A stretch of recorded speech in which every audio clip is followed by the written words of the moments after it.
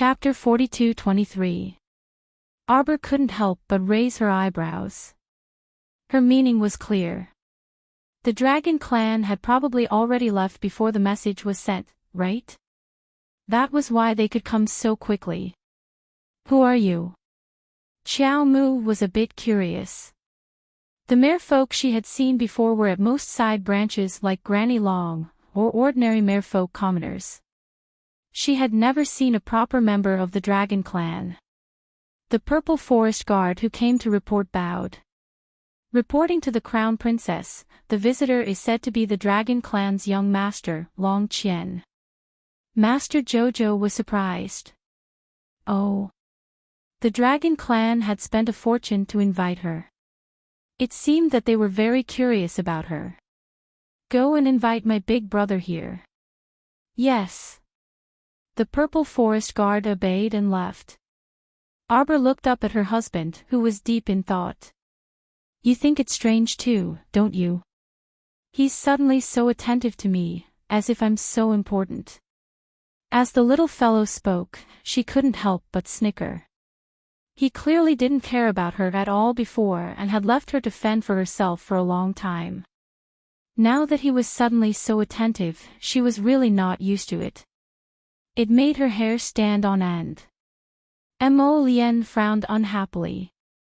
He reached out and pulled her into his arms, rubbing her little face. You're not allowed to talk about yourself in such a nonchalant tone. You're very important, very important. You're my Jojo. The most important Jojo.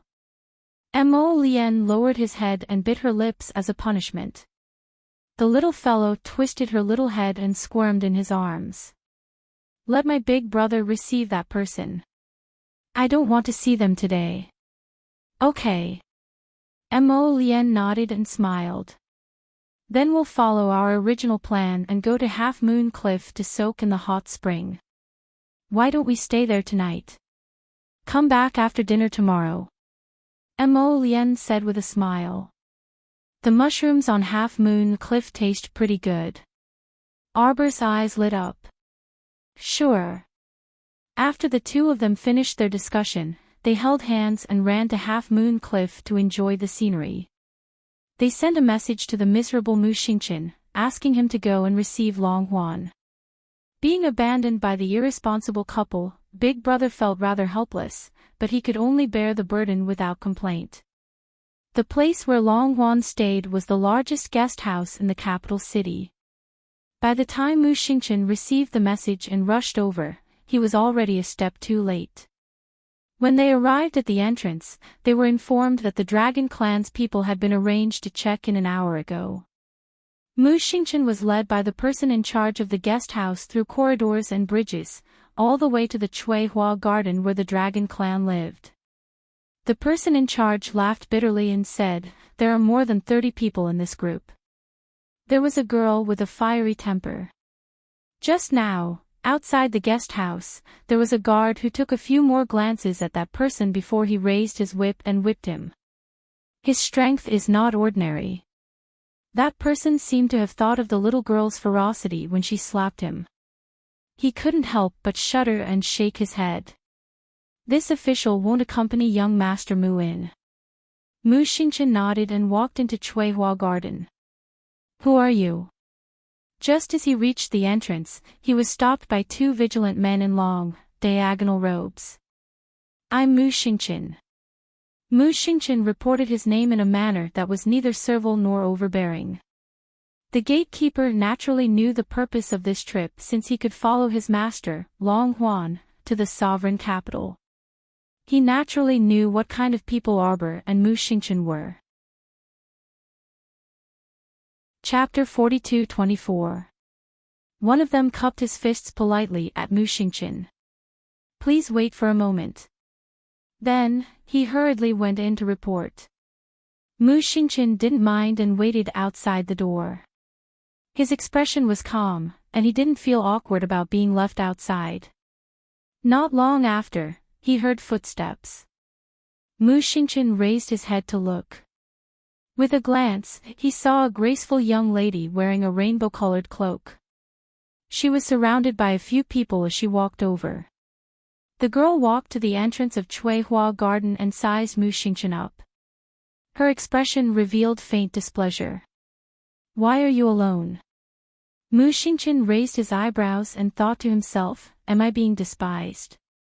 Seeing that he didn't say anything, the girl was clearly unhappy. Why didn't Aunt's daughter come to welcome you? Mu Xingchen lost interest in conversing with her when he saw that she was rather rude. His handsome face darkened as he said indifferently, the crown princess isn't in the capital today. The girl frowned as if she was trying her best to suppress her rising anger. Then why are you here? Mu Xingchen cupped his fists with an indifferent expression. This one was rude. I didn't know that the Dragon Clan's threshold was so high. Farewell. The girl's eyes flashed with anger, and her left hand subconsciously reached for the golden whip hanging at her waist. Suddenly, a mellow and deep voice sounded from behind. Shang Yun, don't mess around. Long Shang Yun awkwardly curled her fingers and slowly lowered her hand, glaring fiercely at Mu Xingchen. When she turned around, her arrogant and despotic expression from before was suddenly swept away. She flew to the person's side and leaned over like a little bird, calling out sweetly, Big brother. Mu Xingchen felt his hair stand on end. The person who came was a tall and handsome young man. He wore a slanted golden robe, which was slightly different from the people of the three provinces. His long hair was held in place with a purple wooden hairpin, and the remaining part of his hair hung down to his waist. He looked gentle and easy to get along with, but the aura of a superior couldn't be concealed. This one is Long Huan. The man in front of him followed the etiquette of the three provinces and cupped his fists at Mu Xingchen. He smiled and said, my sister was rude just now. Mu Xingchen nodded indifferently and reported his name again. Mu Xingchen. Because Long Shang Yun gave him a very bad impression, Mu Xingchen was too lazy to be nice to her. He simply said, the Crown Princess and His Highness the Crown Prince left the city today and will only return tomorrow. Please wait in the hotel. Long Qi was stunned for a moment before nodding with a smile. All right. Big brother. Long Shang Yun stomped her feet in dissatisfaction as a faint trace of anger flashed in her eyes. We don't have much time, Sister Shui Yuan. Long Huan glanced at her. Long Shang Yun pouted and shut her mouth unhappily. Mu Xingchen cupped his hands. I've delivered the message. Goodbye. Cousin, please wait. Long Qi hurriedly called out to Mu Xingchen. Mu Xingchen looked back indifferently and noncommittally glanced at Long Huan. Is there anything else, young Master Long? Long Huan saw his cold expression and knew that Mu Xingchen must have developed a bad impression of Long Shang Yun. He hurriedly smoothed things over. Cousin is older than me by 2 years. There's no need to be so distant. Call me young master. Just call me Ah Huan. I don't dare. Mu Xingchen coldly rejected. The Long family's threshold is too high. Xingchen can't afford it. A trace of awkwardness appeared on Long Huan's face. Chapter 42-25. On the other hand, Long Shang Yun stomped her feet in anger and scolded, You're so untactful.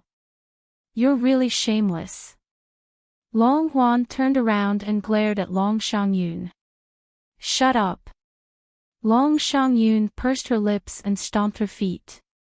She huffed and shouted, Brother, why are you purposely trying to curry favor with this person? With her brother's status, why did he have to compromise so much? In their sea of forgetfulness, in such a large sea area, who would dare to disobey Big Brother's orders? This Mu Xingchen was merely a youth from a talisman aristocratic family. He was just slightly more talented than the average person, but in their sea of forgetfulness, he was nothing. The tiny China was not even 1/3 the size of forgetfulness. A young master from a small aristocratic family in China actually dared to be so unsmiling and sarcastic to the noble prince and princess of the Long royal family. He was simply audacious. Mu Xingchen really did not know that the family his mother had risked her life to protect back then was actually this kind of family. Why? No wonder his sister was resentful and did not want to see them at all. So this maternal family was really such a weird breed. If the entire Long family was like this, Mu Xingchen felt that Jojo was right not to see them. If the person standing here today was Jojo, with Jojo's personality, this girl would probably be slapped. If you don't know how to speak properly, don't say it. This is China, not your forgetfulness. Who are you acting all high and mighty for? In any case, Mu Xingchen would not fall for it. With Long Shangyun's ruckus, the atmosphere became even more awkward. Long Huan felt a little apologetic. It was his first time meeting his aunt, Long Chuyun's son, and he actually made such a fuss.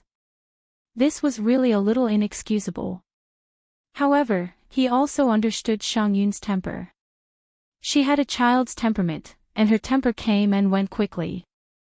If Mu Xingchen was willing to go along with this little girl and say a few words, everything would probably be fine. However, looking at his cousin's expression, it was obvious that he already detested the siblings. When he thought about how he had already offended his cousin before even meeting the main character of this trip, Long Huan felt a slight headache. Cousin, Shangyun is only 16 years old. She is young and inexperienced. If she has offended you in any way, please forgive her. Mu Xingchen glanced at him with a faint smile and said indifferently, I wouldn't dare. Then, he cupped his hands towards Long Qing and said, I won't disturb your rest. I'll take my leave first. Just as he turned around, he heard a delicate reprimand. How dare you? The shadow of the whip swung against the wind. Mu Xingchen stretched out his hand and grabbed the end of the whip, making it taut. Although this sneak attack failed, Mu Xingchen's palm was cut by some of the hidden barbs at the tip of the whip. Long Yan was shocked. Xiang Yun. Stop it now. Mu Xingchen's eyes instantly turned extremely cold. He stared at Long Shangyun so coldly that the latter couldn't help but tremble slightly. Long Huan leaped forward and patted Long Shangyun's shoulder. Still not retracting your hand. However, how could Long Shangyun be willing to withdraw her hand? This whip of hers was made from the tendons of a 500-year-old suspending sea serpent. It was indestructible and unbreakable. It was a rare 15th-grade spirit artifact. Naturally, she wouldn't easily let go of it and throw it into the hands of others. However, in the next second, Long Shangyun discovered that her golden whip had turned into pieces under the other party's palm. Mu Xingchen mercilessly threw the fragments of the whip in his hand onto the ground. Chapter 42-26. The next day, Lady Qiao Qiao came over and played at Half Moon Cliff's splendid mountain villa for a day. She ate well and lived very comfortably, and only returned to the city with her husband in the evening. After receiving the news, the couple immediately returned to the Mu residence to visit Mu Xingchen. Mu Xingchen didn't know whether to laugh or cry when he saw his sister's tense expression. I'm really fine. It was just a minor injury yesterday. I've already taken medicine. Look, can't you see the wound at all? Mu Xingchen raised his left hand and flipped it in front of the little girl to let her take a look. Jojo still doesn't know the effects of the medicine she made. The little girl's expression darkened. Young Master Mu's heart pounded as he watched. He felt that his sister's little face was acting out a drama that foreshadowed a storm. Aoyi. Aoyi is here. The little girl blinked and looked at a certain someone who suddenly stuck his head out of the window. She said expressionlessly, take some men to the guest house and chase the Dragon Clan people out of the city. Tell them to scram. Scram back to where they came from. This crown princess doesn't want to see anyone. Mu Xingchen was dumbfounded. Aoyi was also dumbfounded. He subconsciously glanced at his master. The crown prince glanced at him. Aoyi immediately quivered and nodded. Yes, I'll do it right away. What a joke. How could anyone who offended their crown princess end up well? With the young crown prince consort's personality, she would still chase them away regardless of whether or not they were from her maternal family. Mu Xingchen quickly advised, Jojo, Big Brother didn't suffer any grievances. It's just a small matter. Arbor shook his head and looked at his husband. Mo Lian patted his head and said in a low voice, Big Brother, these people seem to be here for Jojo. They detained the state preceptor and wanted Jojo to meet them. Now that they've personally invited him, they want Jojo to go to the sea again and again. Isn't that strange? Mu Xingchen was taken aback. He thought about it again and nodded hesitantly. Could it be that they have something to ask of Jojo? Mo Lian nodded. That's right. I haven't seen them take you and your sister seriously for the past 10 years. When the Dragon Clan members saw you this time, they immediately asked about Jojo. Isn't that obvious enough? Mu Xingchen's expression darkened. Could they be plotting something? Damn it. Back then, wasn't it enough for them to make their mother leave her hometown and marry her to the imperial capital? Now, he even wanted to scheme against his own sister? Why? I don't know what they're after yet, Mo Lian said calmly. But the Dragon Clan's attitude is indeed very strange. Anyway, Jojo had been suspicious of them from the start. In this world, there was no such thing as gratuitous flattery. They must have thought that Jojo had something to gain from him. Mu Xingchen was so angry that he slammed the table. These people from the Dragon Clan have gone too far. Arbor raised her hand nonchalantly and said calmly, that's how the human heart is. They hadn't seen each other for so many years. How much affection could they have for each other? Arbor didn't believe it. People could only develop feelings for each other after interacting with each other. This saying was true.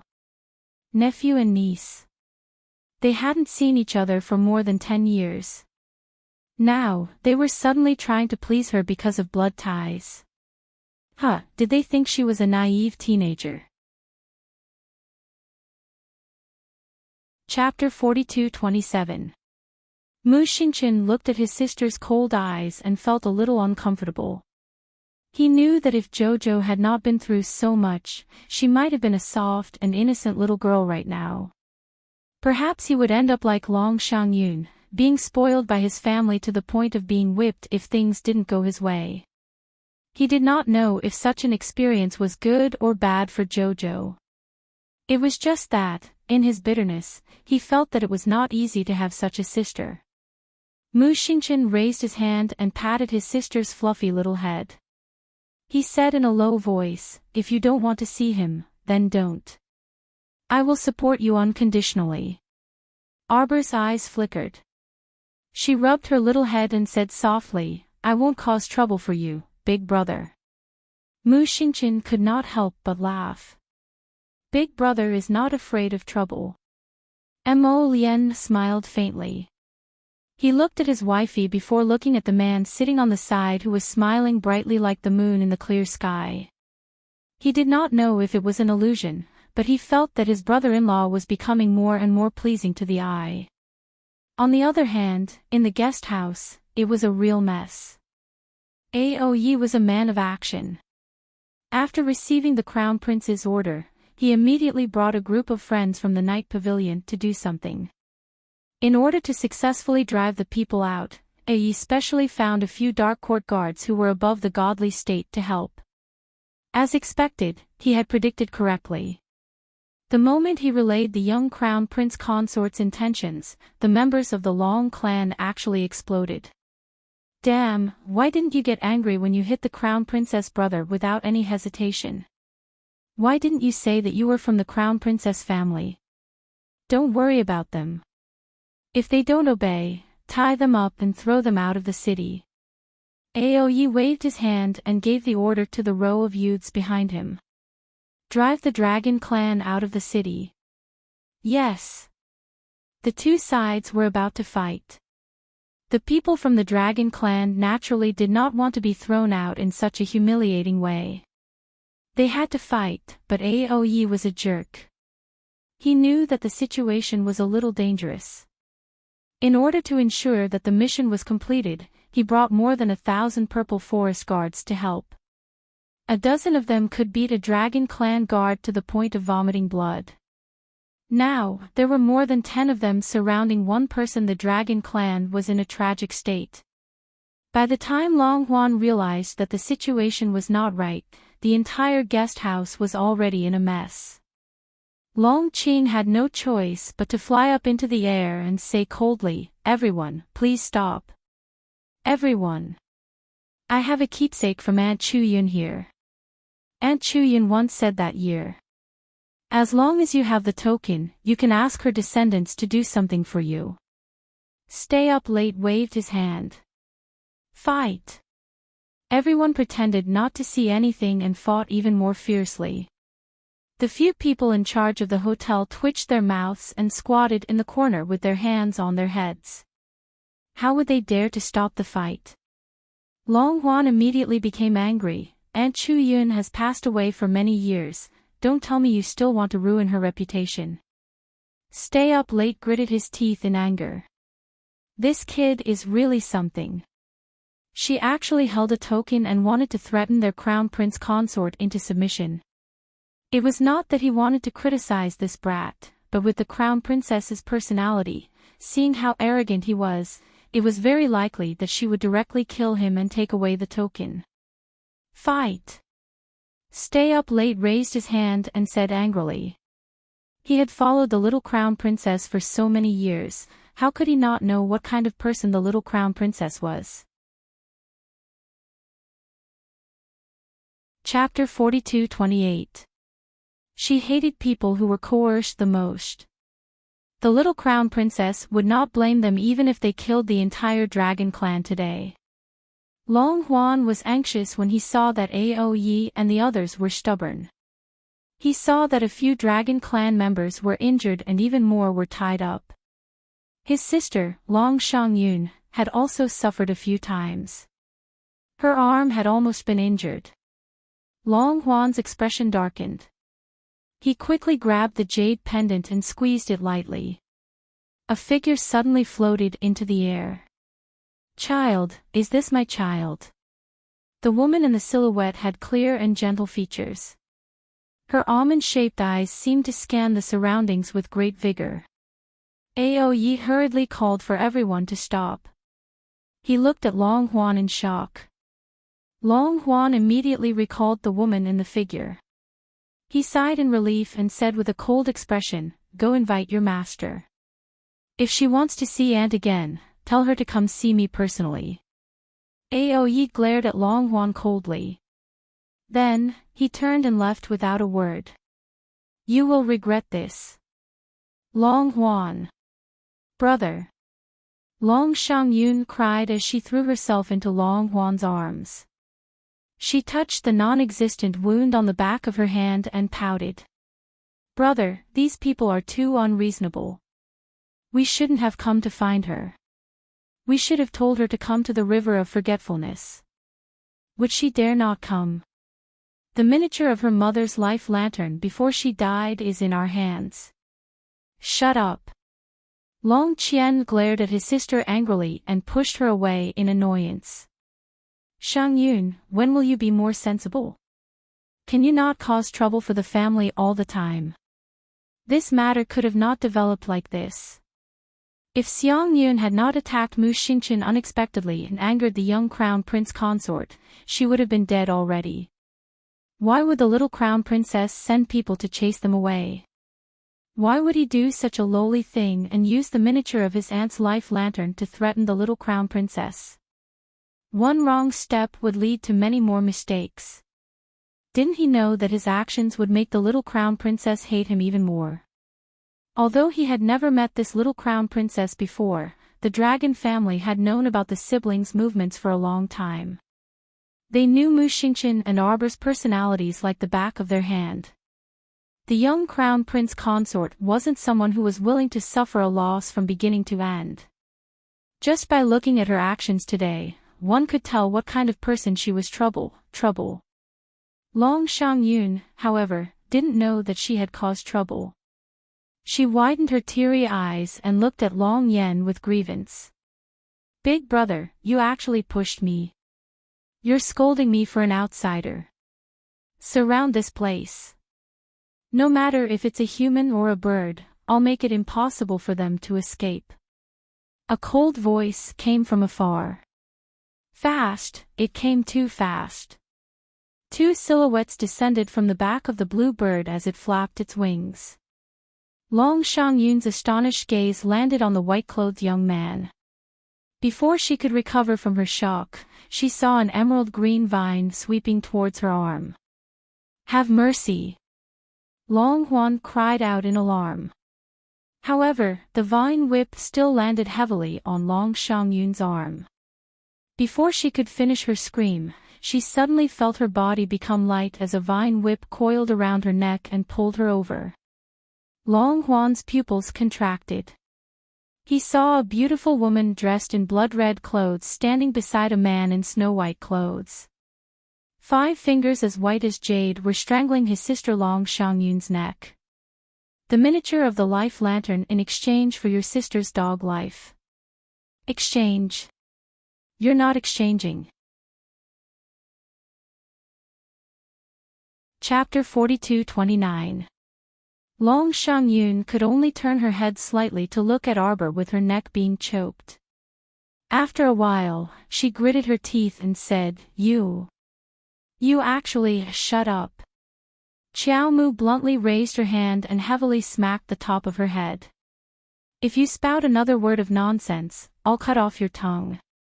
Truly, only Qiao Mu could rein in Long Xiangyun, this kind of domineering character. After being yelled at like this by Sir Jojo, Miss Long was instantly terrified. Although he wished he could take a bite out of it and drink it, his life was still in the hands of others. He finally recognized the reality and obediently shut his mouth that was full of nonsense. Arbor looked in Long Huan's direction and said impatiently, How about it? Do you still need to consider? If she had only disliked the Long family before, then now, it could be said that Arbor had no good feelings towards them at all. When she heard Ao Ye's report that Long Huan had used her mother's soul miniature to threaten her, Arbor felt anger rush to her head. If it wasn't for her remaining rationality telling her that the two people in front of her were very likely her cousins. Perhaps the moment they met, she would have reached out with her sharp claws to tear apart this talkative woman in front of her. These despicable fellows did not dare to attack her in the open. Instead, they schemed in the dark time and again. They were cold and vicious. If they had any respect for Long Chuyun in their hearts, they wouldn't have used her life lantern miniature to threaten her today. When she thought of this, Arbor's remaining so-called bloodline was completely burned away by the anger in her heart. She tightened her grip on Long Xiangyun's neck. Even from a certain distance away, Long Shi could hear the soft cracking of his sister's neck bone, which made his heart jump. No. Long Huan hurriedly reached out a hand and tried to steady her breathing and emotions. She shouted, Cousin, please stop. My patience is very limited. Qiao Mu's beautiful, bone-chilling eyes emitted a chilly glint. Throw the life lantern miniature over. Don't play any tricks on me. Otherwise, I'll strangle your sister to death right now, extract her soul, and make her into a mechanical puppet. I'll make her guard my mother's memorial tablet for all eternity and kowtow in apology. Long Shi felt a chill in his heart. Long Xiangyun broke out in a cold sweat as a rare trace of fear appeared in her eyes. Long Huan cupped his fists towards Arbor and bowed, Cousin, we don't mean any harm. Just now, it was only because I wanted to see you that I made such a decision in a moment of desperation. I wasn't being disrespectful to Aunt. Shut up. Qiao Mu bellowed. Who wants to listen to your nonsense? Do you think you have the right to bargain with me now? What a joke. Long Xiangyun's mouth was slightly agape in shock. She felt as if the 5 iron-like fingers of the small hand around her neck were deeply embedded into her flesh. Mo Lian saw that his wife had lost control of her emotions and was both anxious and angry. He stared at Long Huan with a gaze so cold that it was as if snow was about to seep out. Kill dash, he only spat out 2 words. A panicked scream interrupted him. No, no, no, no. I'll give you the token. Long Huan didn't dare to say anything else. He hurriedly reached out and threw the token that looked like a round jade pendant towards Arbor. Mo Lian raised his hand and caught the jade pendant. His cold eyes glanced towards Long Huan. The latter only felt that the cold light was sharp and threatening. Chapter 42:30. The words that came out of her mouth were a very sincere request. Cousin, can you let Xiangyun go first? Arbor looked down at the woman who was on the verge of death from his strangling, and a cold glint flashed across his eyes. This ignorant woman only has herself to blame. Arbor lifted his leg and kicked her butt, causing Long Xiangyun to roll down from the roof. Crackle, crackle, crackle, crackle. A string of bricks and tiles flew up, and dust flew everywhere. On the other side, Long Huan's eyes almost popped out of their sockets. He probably did not expect the young crown prince consort to kick his sister, Long Xiangyun, at the last moment. Long Xiangyun had probably never been so unlucky in her life. After being kicked down from the roof by Arbor, Long Xiangyun fell heavily on the ground and felt that she had lost all her face in front of others. A searing pain came from his neck. Long Xiangyun was on the verge of exploding. She wanted to jump out immediately and tear apart the woman who dared to treat her like this. But the strange thing was that no matter how hard she struggled on the ground, she could not break free from the ground. Long Huan floated to the ground and quickly walked to Long Xiangyun and bent down to help her up. Long Xiangyun only felt dizzy, and she couldn't muster up any strength in her body. Long Huan quickly realized that something was wrong with Long Xiangyun and quickly helped her up. He asked in a low voice, "Xiangyun, how do you feel?" I can't stand," Long Xiangyun said through gritted teeth. Her angry eyes wanted to glare in Arbor's direction. Unfortunately, Qiao Mu was currently standing on the eaves with Crown Prince Mo, looking down at them from above. Long Xiangyun was weak and could not even lift her head. Naturally, she could not glare at them. Arbor looked coldly at the siblings and held the round jade pendant with the miniature of his mother's life lantern. What is the purpose of this trip?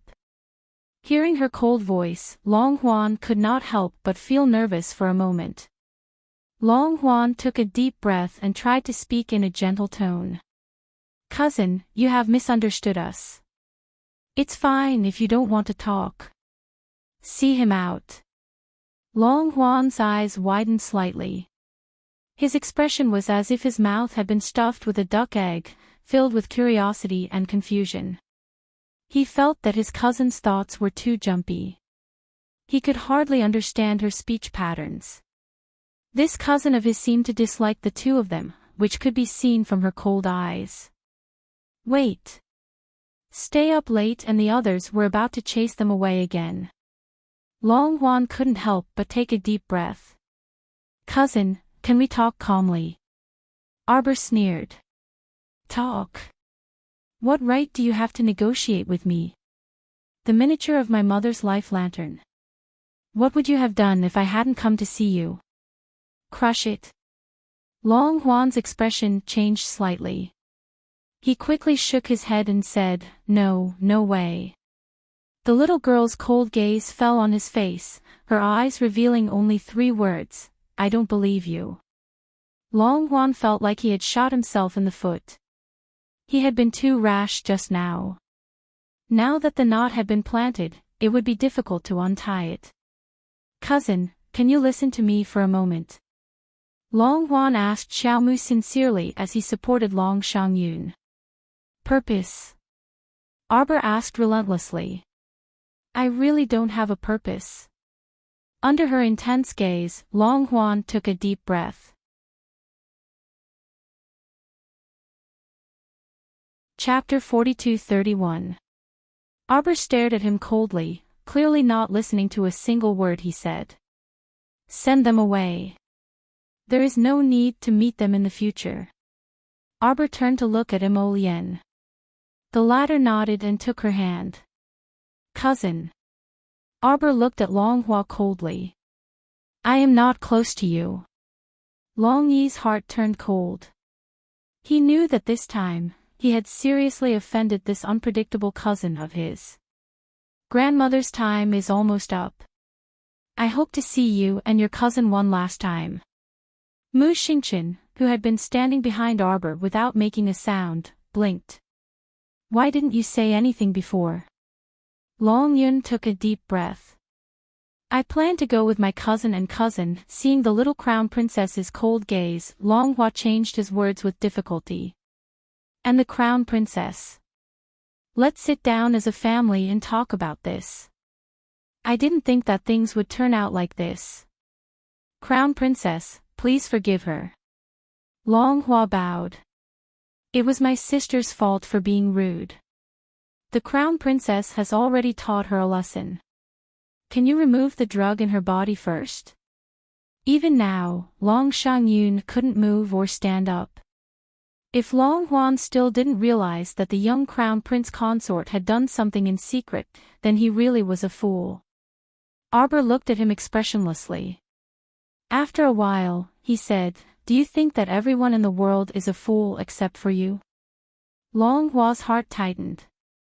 Why does the crown princess say that? I have not seen you for more than 10 years. You can threaten me with the miniature of my mother's life lantern. Are you worthy of my trust?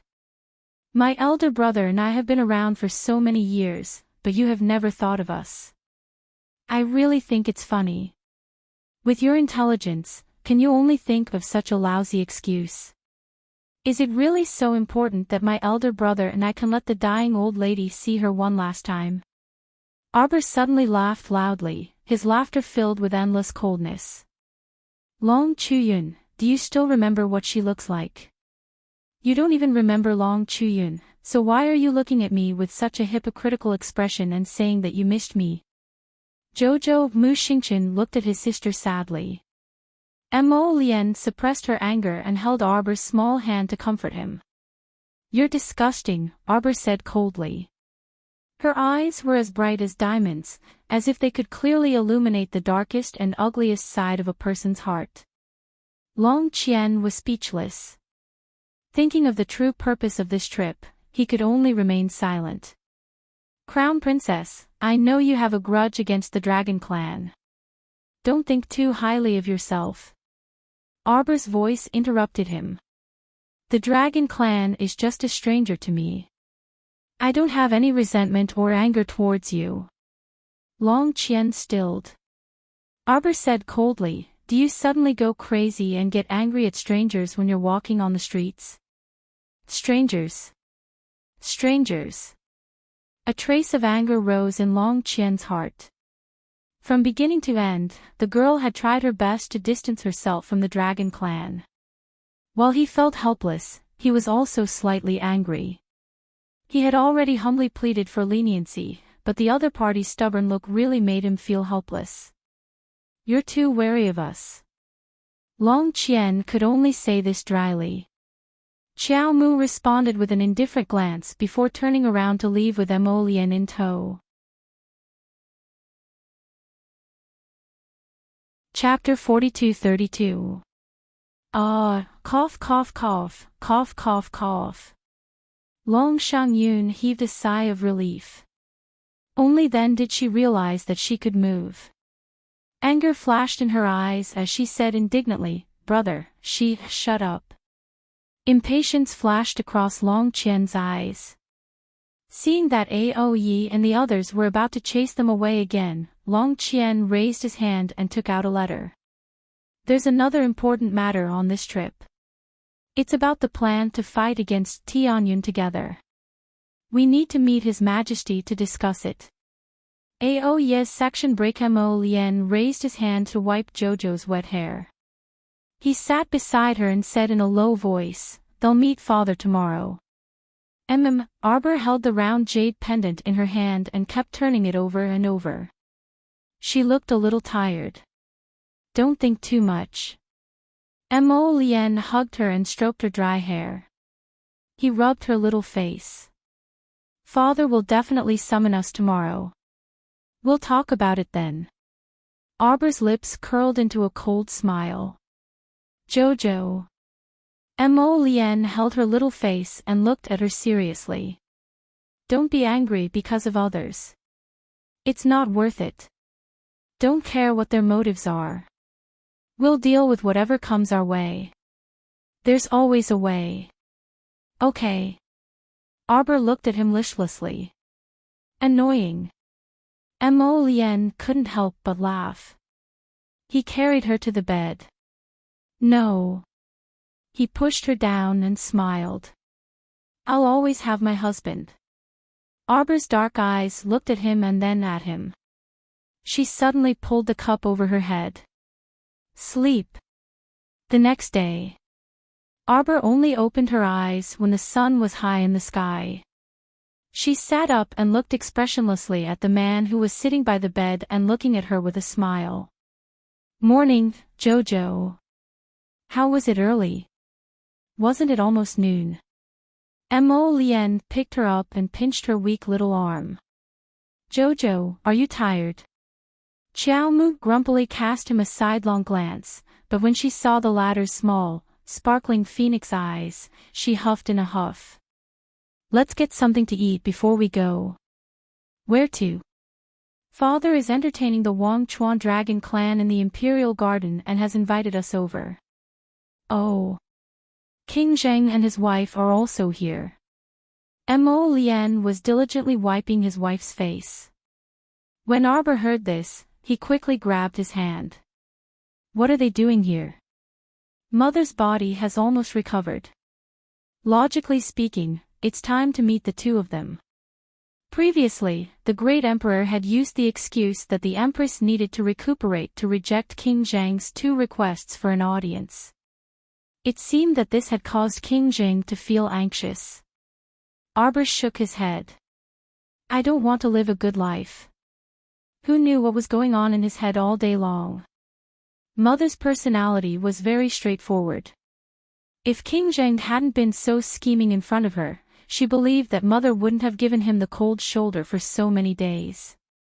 Although Princess Consort Zheng's looks were ordinary, she was also a diligent and thrifty person. Just look at how Princess Consort Zheng's birthday last time angered her. She truly had 8 lifetimes of bad luck to have such a husband. Don't mind them.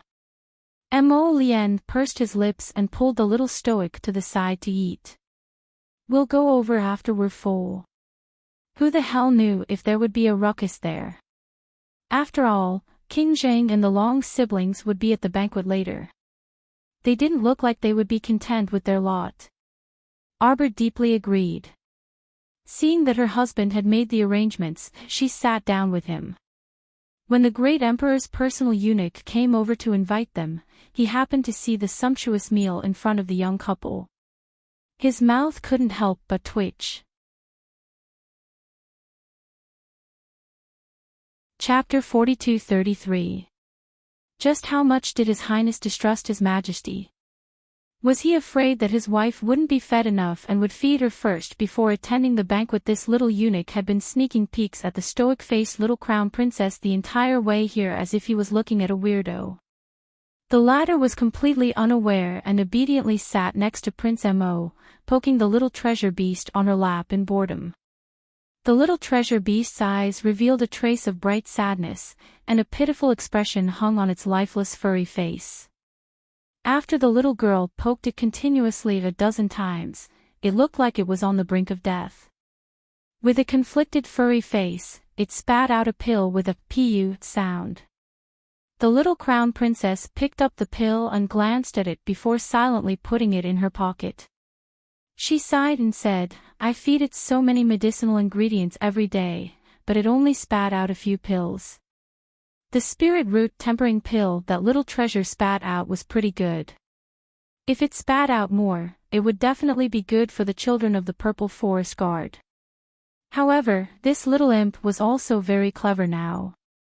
It ate more than it spat out. Sometimes, when she poked it a dozen times, it would just lie there motionlessly like a dead pig. It would occasionally spit out a pill, which seemed like it was already giving her a lot of face. Strange, this fellow seemed to understand her a little and wasn't afraid of her poking it all now. It seemed like it firmly believed that the little Master Silver was a paper tiger and didn't pose any threat to it at all. Arbor was a bit indignant. Where was her dignity? Jojo, stop poking it. Mo Lien helplessly reached out to grab the little fellow's small hand and kissed it. Actually, this little treasure beast was also quite pitiful. She saw it looking up at the sky all day long with a bright and sorrowful expression. After looking at it for a long time, she suddenly felt that the expression on that furry face was also quite rich. Spit out another pill. You spat out 5 pills yesterday. Why are there only 4 today? It's getting less and less every day. If you spit out another pill, I won't poke you anymore. Mo Lien, Your Highness the Crown Prince, the Crown Princess has arrived. A eunuch's soft voice came from the garden path leading to the pavilion. The great emperor secretly rolled his eyes and looked out of the garden. These 2 brats really put on airs. They actually dared to make their father wait. Looking up, he indeed saw his good son holding the young crown prince consort's small hand as they slowly walked over. The handsome man and beautiful woman's clothes fluttered in the wind. It was truly an eyesore to look at. Bai Wuxia smiled happily and said, Shema, Chow Chow, come and sit beside mother. There was a round table in the flower pavilion. The great emperor and his wife naturally sat close to each other. There were 2 empty seats beside the empress, which were naturally reserved for the crown prince and his wife. Mo Shikong sat with his wife, Shi Yongyan, across the 2 empty seats. His face didn't look too good. Arbor was led to the table by Prince Mo. He glanced around and saw Long Huan and Long Shangyun sitting beside the emperor. Long Huan hurriedly pulled Long Shangyun up and bowed. Greetings to the Crown Prince and Crown Princess. Long Shangyun puffed up her cheeks and reluctantly stood up with her brother. She cupped her hands towards Chao Mu and Chao Mu, but when her eyes, which were darting around, landed on Mo Lien, she suddenly paused. It was as if her soul had been hooked, and she stared at him without letting go. Brother, Long Shangyun's eyes were filled with surprise. Last night, when she saw him in a hurry, she thought she was seeing things. How could the person in front of her? Long Huan hurriedly pulled his sister. Long Shangyun regained her senses. Chapter 42-34. Bai Wuxia looked at Long Shangyun with interest. He pulled Arbor to sit beside her, but his gaze was fixed on Long Shangyun. He smiled warmly and said, Miss Long, have you met the Crown Prince before? Long Shangyun hurriedly sized up the Crown Prince, then lowered her eyes and shook her head cautiously. No. Bai Wuxia looked at Long Shangyun curiously. The meaning in this Miss Long's eyes was not what she meant. This younger sister does not know etiquette, I hope the Empress will not blame her. Long Huan smiled and smoothed things over, changing the topic. Yesterday, there was a small misunderstanding between us 2 siblings and the Crown Princess. It was not very pleasant. I hope the Crown Prince and the Crown Princess can forgive us. Today, I have prepared a small gift as an apology. I hope the Crown Princess will do me the honor. Long Huan had obviously checked out the little Crown Princess's background and sincerely wanted to mend their relationship. So when they met today, she immediately presented the gift. Xiao Mu cast a sidelong glance at the maidservant who walked up to her and bowed slightly in salute while holding a large embroidered gift box. She glanced at Long Huan noncommittally. Seeing this, the two dragon clansmen sitting respectfully beside her hurriedly said with a smile, "This is a golden lotus from my Sea of Forgetfulness, the Pond Lotus Sage Realm. After consuming it, an ordinary person's lifespan will be extended by 200 years. For cultivators below the God Realm, their cultivation will increase by 1 level. For cultivators above the God Realm, their cultivation will also increase by half a level." When this was said, even Mo Luxing and Bai Wuxia could not help but look towards the box. The servant girl was a smart person, she knew the meaning of the song. Seeing this, she opened the box and placed one of the golden lotuses in front of everyone. That golden lotus was only slightly longer than an adult woman's palm. The petals contracted and gathered together, the small flower body emitting bits of golden light. It was very eye-catching. Bai Wuxia sighed. "I've long heard of the great name of the Lotus Sage Realm in the Pool of Forgetfulness. The products inside are truly eye-opening." Long Shangyun immediately became somewhat arrogant. She raised her head and laughed. "The Pond Lotus Sacred Land is the largest sacred land within the River of Forgetfulness. Not only is it famous in the sea region, I believe it is also very famous in the 3 prefectures. Cousin, do you like it?" Long she asked with a smile. The little stoic obediently sat next to the crown prince without making a sound. She was just like a little lump of wood, not even the slightest change in her expression. Everyone was speechless. What's going on? Suddenly, there was a feeling of not being able to continue the conversation. Could it be an illusion? Queen Bai chuckled. "Jojo doesn't seem interested. Why don't you take back such an expensive gift, young Master Long?" Long Huan's smile froze on his face. The maidservant held the brocade box with the lid open. She looked at her master, then looked at the little crown princess, and continued to stand there awkwardly. "Empress, you must be joking." Long Huan chuckled awkwardly and looked at the little crown princess. "How can I take back a gift that has been given out? If the crown princess isn't willing to accept it, then this one can only have someone throw it away." Everyone! Exclamation point. "Tycoon, please accept our eyeballs." The little crown princess expressionlessly looked at Long Huan and continued to remain silent. Long Huan knitted his brows and sent a meaningful glance to the maidservant.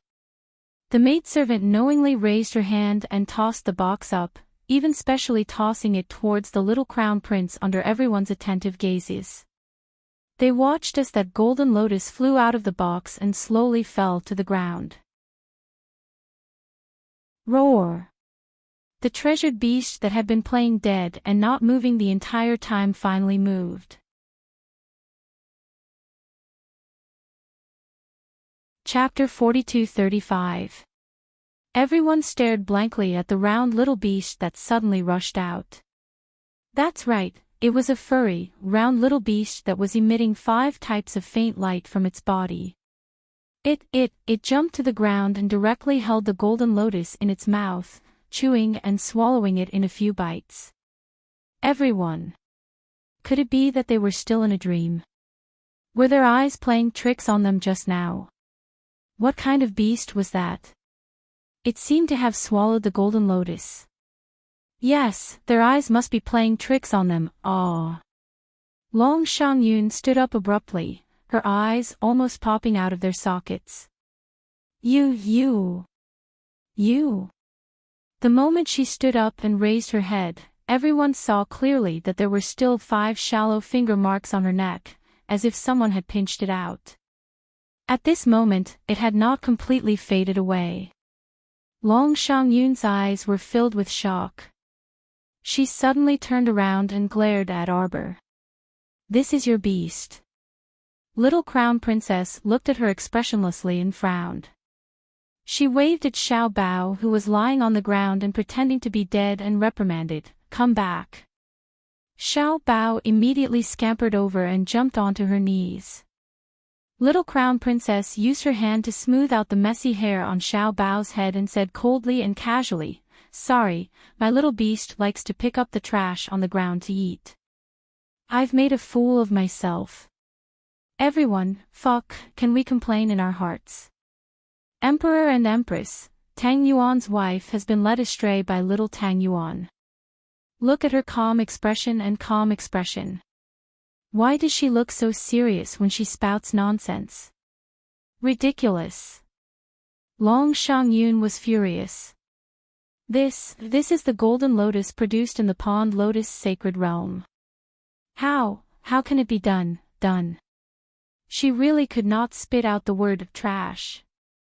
Arbor blinked and said with a puzzled expression, "If it's not trash, why did you throw it on the ground?" "My Jinjin always likes to pick up the trash on the ground to eat. This habit can't be changed no matter what. You deserve to be beaten. You're not obedient." As she spoke, her delicate little face tightened as she raised her hand and patted little Treasure's head. After eating the golden lotus, our dear Jinjin continued to lie on Qiao Mu's lap and play dead, as if it hadn't jumped down to eat the golden lotus at all. It completely ignored the surrounding glares that were as sharp as swords. Prince Mo coughed lightly and handed a cup of warm tea to his wife. "Will Jinjin get a stomachache?" Arbor lowered his head and looked at little Treasure, who was pretending to be dead. He pulled its fur and put the tea beside its mouth, feeding it a few mouthfuls. "Don't worry. Give it a bottle of nutrient solution later." Everyone was speechless as they looked at the Crown Prince and his wife. They always felt that this matter had become very funny.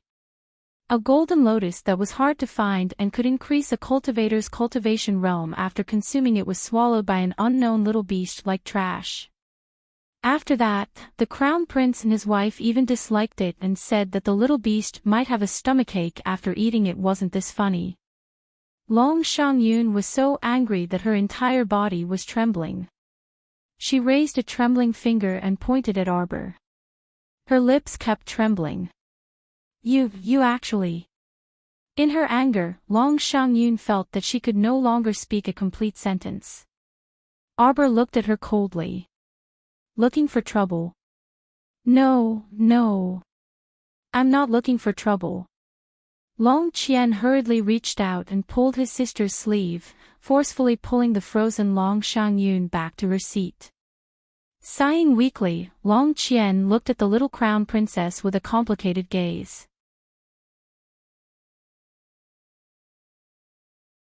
Chapter 42-36. This cousin's hostility was very strong. She wasn't willing to accept his present, which meant that she definitely didn't want to reconcile with them at all. What was he supposed to do now? The more Long Huan thought about it, the more his head hurt. His gaze couldn't help but land on the little Crown Princess's expressionless face again. The little stoic was truly extremely difficult to deal with. Arbor noticed his gaze and looked away after an indifferent glance. He couldn't help but snicker in his mind. These siblings truly had a good idea. Did they think that Sir Jojo would accept anyone's present? Ha! Little Treasure's small head drooped listlessly as it lay on the little stoic's legs, pretending to be about to die. Long Huan, who originally wanted to worm his way into being friends with Arbor, suddenly felt his words stuck in his throat when he saw his precious beast's appearance. What should he say? Should he say, "Crown Princess, your little beast ate our family's golden lotus, so does that count as you accepting our Long clan's present?" But the little beast was drooping half dead, and it even had to wash its stomach with nutrient fluid. When it got home it felt like it had eaten a mouthful of the golden lotus. If by any chance this weak little beast died later on, would the Crown Princess blame their Long family for this? After all, they were the ones who threw trash everywhere, which led to the little beast accidentally ingesting trash and dying. Everyone glanced sympathetically at the conflicted young Master Long and silently lit a candle for him in their hearts. They could tell that this young crown prince consort and the people of the Long family were like sworn enemies. The crown prince consort disliked the people of the Long family very much. After Long Xiangyun angrily sat down, her eyes glanced at Arbor from time to time, fiercely stabbing her with her eyes. She grew up in Forget River and had lived like a princess since she was young. She had never suffered any hardships, let alone the humiliation yesterday. Her aunt's daughter was too unruly and didn't have the slightest sense of family values. It truly made people hate her to the core. Arbor took the clean teacup from the crown prince and took a sip. Young Master Long, if your sister doesn't want those eyes anymore, then feel free to continue glaring at me. Long Huan's face was immediately filled with embarrassment. He turned around and saw Long Xiangyun staring at him with her eyes wide open and her face full of grievance. Crown Princess, Xiangyun is your cousin. Long Huan sighed. Do you have to treat her like this? Spoiled, domineering, and ignorant. Arbor said coldly, if I had such an arrogant and ignorant younger brother or sister, I would beat them until their parents couldn't recognize them. Embarrassing. Arbor's words were cold. He looked at Long Huan with a mocking gaze. If you don't have a good upbringing, don't bring him out to show off. You won't tarnish your family's name. Long Huan's face alternated between green and white. He suddenly felt embarrassed. The little crown princess's tongue was too sharp. Once she opened her mouth to rebuke him, he would start doubting his life. Ha, ha. Mo Liuxing's awkward laughter was completely out of place with the atmosphere here. The White Empress covered her mouth and laughed. She gently said, pass on the food. Everyone should be hungry. Yes. The young eunuch at the side immediately ran out. Not long after, the dishes flowed in from outside the pavilion. After the Emperor and Empress picked up their chopsticks, everyone looked at each other awkwardly and began to eat. The little crown princess was clearly full, but seeing that the dishes were plentiful, she reluctantly started eating.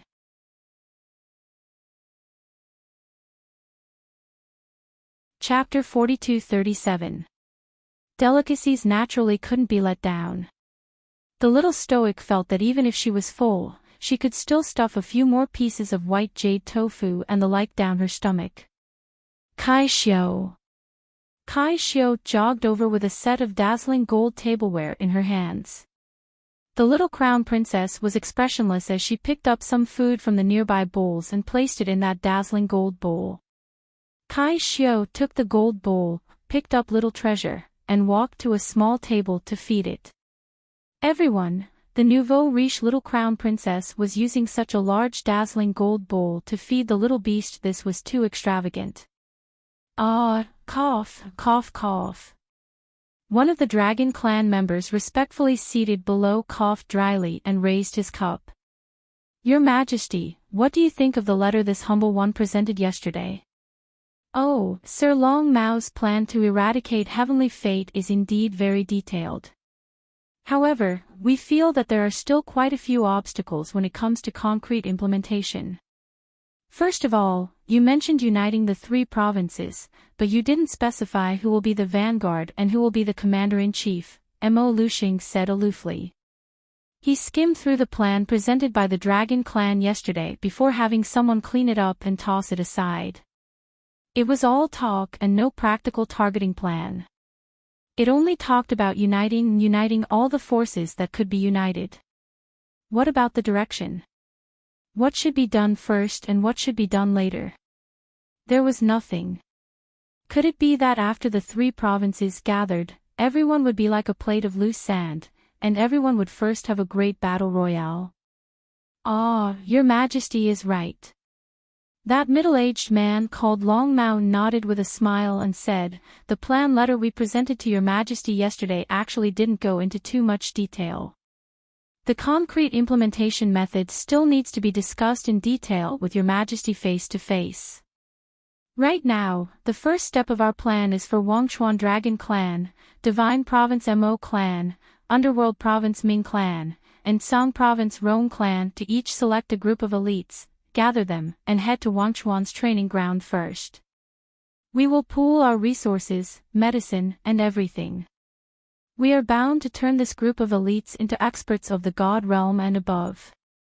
In the future, we will use their full strength to eradicate heavenly fate forces everywhere. This is the first step. As for the second step, we will discuss it in detail after we establish the Heaven Exterminating Battle Team. Long Mao was a guest elder in the Dragon Clan. Although his strength was not great, it was said that he was very quick-witted. Just by looking at the way he spoke, it was actually very difficult to tell that he was someone who had received almost no education since he was young. He had not even attended a private school for a few days. The Heaven Exterminating Battle Group. Arbor couldn't help but twitch the corner of his mouth. He subconsciously looked up at the sunny sky outside the pavilion. What did this have to do with the heavenly Tao? Why did he want to destroy the heavens? That's not a good name. The little crown princess shook her head. She held a spoon in her hand with an expressionless and obedient look. Everyone couldn't help but look at each other speechlessly. Crown Prince Consort, isn't your focus a bit too different from other people's? Now is not the time for you to express your opinion on the name, but your opinion on the plan. Long Mao looked at the young crown princess with a smile and asked with a gentle smile, "What do you think, Miss Biao?" Kill the Celestial Fate Battle Group. Everyone, for some reason, they didn't want to talk to the crown princess. This sudden emotion suddenly became so intense.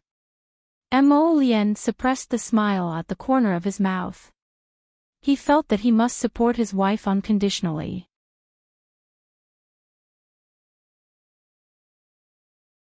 Chapter 42-38. We feel that this name is very good. Prince Mo had an unperturbed expression, insisting on saying this name properly. Look, kill Heavenly Fortune, kill Heavenly Fortune. It's easy to understand and catchy. It's much better than destroying the heavens. What we want to destroy is Heavenly Fortune, not the heavens. It won't be good if Heavenly Law misunderstands. Everyone, they no longer had any words to describe this couple. While the Crown Prince explained with a serious expression, the little Crown Princess obediently sat next to him and nodded repeatedly. She nodded when the Crown Prince said one sentence. She nodded again when he said two sentences. It was as if the Crown Prince was her mouthpiece, and everything he said would go straight to her heart. Everyone expressed their helplessness. How could this heavenly law be so bored as to misunderstand the names they came up with? Mo Luxing simply didn't dare to drink water, because he was afraid that he would spit it out in front of everyone. He was a fucking great emperor. If he spat out water in front of everyone, would he still care about his handsome face? On the other hand, the White Empress was very self-restrained. She smiled gently as usual and praised, Jojo came up with quite a good name. Arbor nodded again. None of the beasts dislike the names I come up with. The five-colored treasure beast peeked out a lifeless face from the golden ocean bowl and silently swallowed its tears. It really didn't know why its little master came up with the name Jinjin. At that time, its master gave it three choices, which seemed to be very democratic. 5 flowers, colorful, Jinjin. See, there seemed to be a lot of choices, right? In fact, none of the names could be used. While the 5-colored treasure beast hesitated with tears in its eyes, the little master thought it was fond of the last name Jinjin, and then gave it the final word. There was no more after that. Jinjin, do you like this name? But facing you, plus an emotionless face. Not speaking means you like it. Master, I really have a talent for naming.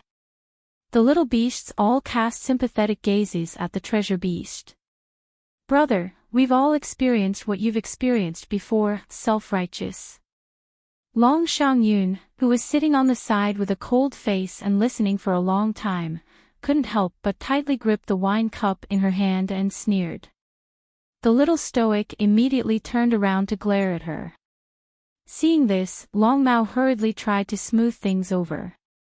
Everyone, the matter of the battle team's name isn't the most important. These are all small matters. We can slowly discuss them in the future.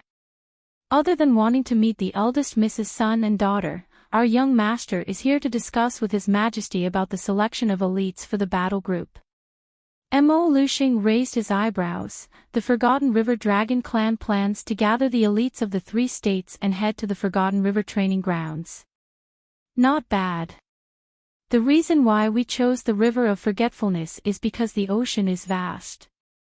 We chose Lisha Island, the largest island near the Pool Lotus sacred land.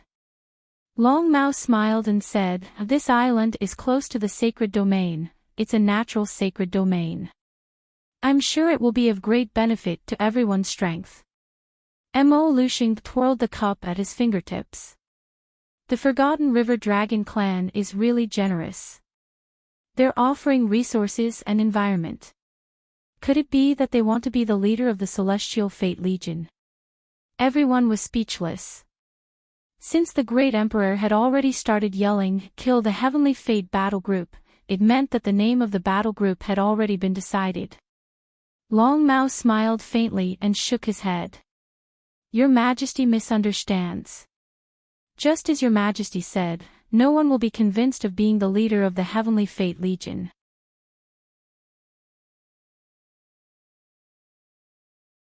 Chapter 42-39. It's even more impossible for us, the Dragon family of Forgotten River, to step forward and be the leader, Long Qian said with a humble smile. Fortunately, the Underworld and Song continents have already unified their statements and appointed a candidate. If there are no problems with the Emperor, then our leader is decided. Who? Mo Luxing raised his brows without batting an eyelid. The Song continent's emperor had already ascended to heaven. He didn't seem to have heard that the brat who ascended the throne had any relationship with the old bastard from the Underworld continent. Mo Lian suddenly lowered his head and glanced at Sir Jojo beside him. Sensing his gaze, the latter looked up blankly and returned the Crown Prince's gaze. Prince Mo, looking at his Jojo's blank expression, she definitely didn't expect someone to be thinking about her. The candidate appointed by both the Tsang continent and the Underworld continent is cousin Jojo. This time, it was the Divine Prefecture's emperor's turn to look puzzled. He glanced at his expressionless daughter-in-law. Arbor also glanced at the emperor and frowned slightly. He glanced at Long Qian, who was looking at him with a smile. "Young Master Long is indeed trying to get me to go to Forgotten River," Arbor said coldly. Long Qian paused and hurriedly explained, "That's not the case. Why would I joke about such an important matter? Cousin is indeed the candidate appointed by both the Underworld and Song continents. You have to know that when the time comes, tens of thousands or even hundreds of thousands of elite cultivators will gather from the 3 continents. If they hand it over to a suspicious person, neither side will be at ease." And cousin Arbor rolled his eyes. Not interested. Who had the time to train with them on that lousy island? Long Qian was a little anxious now. Back when they were discussing with the Underworld and Song continents, they couldn't decide on a leader after a long discussion. Until the Song continent suggested that the little crown princess be the leader, and the Underworld continent readily agreed. Although he did not know what was going on, Long Huan was very sure that the young crown princess had no problems in the Tsang prefecture and the Underworld prefecture. Naturally, there would be no problems in the Divine Land. Long Xiangyun's eyes widened when she heard the young crown princess rejection. "Since we're discussing the matter of rebelling against the heavenly fate together, as a citizen of the 3 continents, shouldn't you support us unconditionally? How can you so willfully reject us? Do you have any sense of responsibility?" "No." Arbor put down the spoon in his hand and looked at the emperor expressionlessly. Father, if you're here to discuss this matter, then I refuse. I'll take my leave first. Bai Wuxia couldn't help but want to laugh. He quickly held her little hand and said, Hey, Jojo, you've only eaten 2 mouthfuls. Eat a little before you leave. All right, let's stop discussing. The dishes are getting cold. Let's eat first. Arbor rubbed his round belly. Looking at the table full of dishes, he couldn't eat anymore. Mo Lien scooped a bowl of fish soup for him. Drink some soup. We'll go out for a walk later to help with digestion. Bai Wuxia looked at his son in amusement. Mo Luxing couldn't help but chuckle. Just now, the little eunuch secretly reported that the young couple had already eaten their fill in the Eastern Palace. They must think that their father didn't give them any food to eat.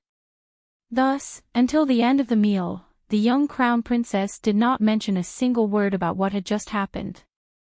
Long Huan was secretly anxious. He turned and stole a glance at Long Mao. The latter shook his head at him, indicating that he should not continue talking about this matter.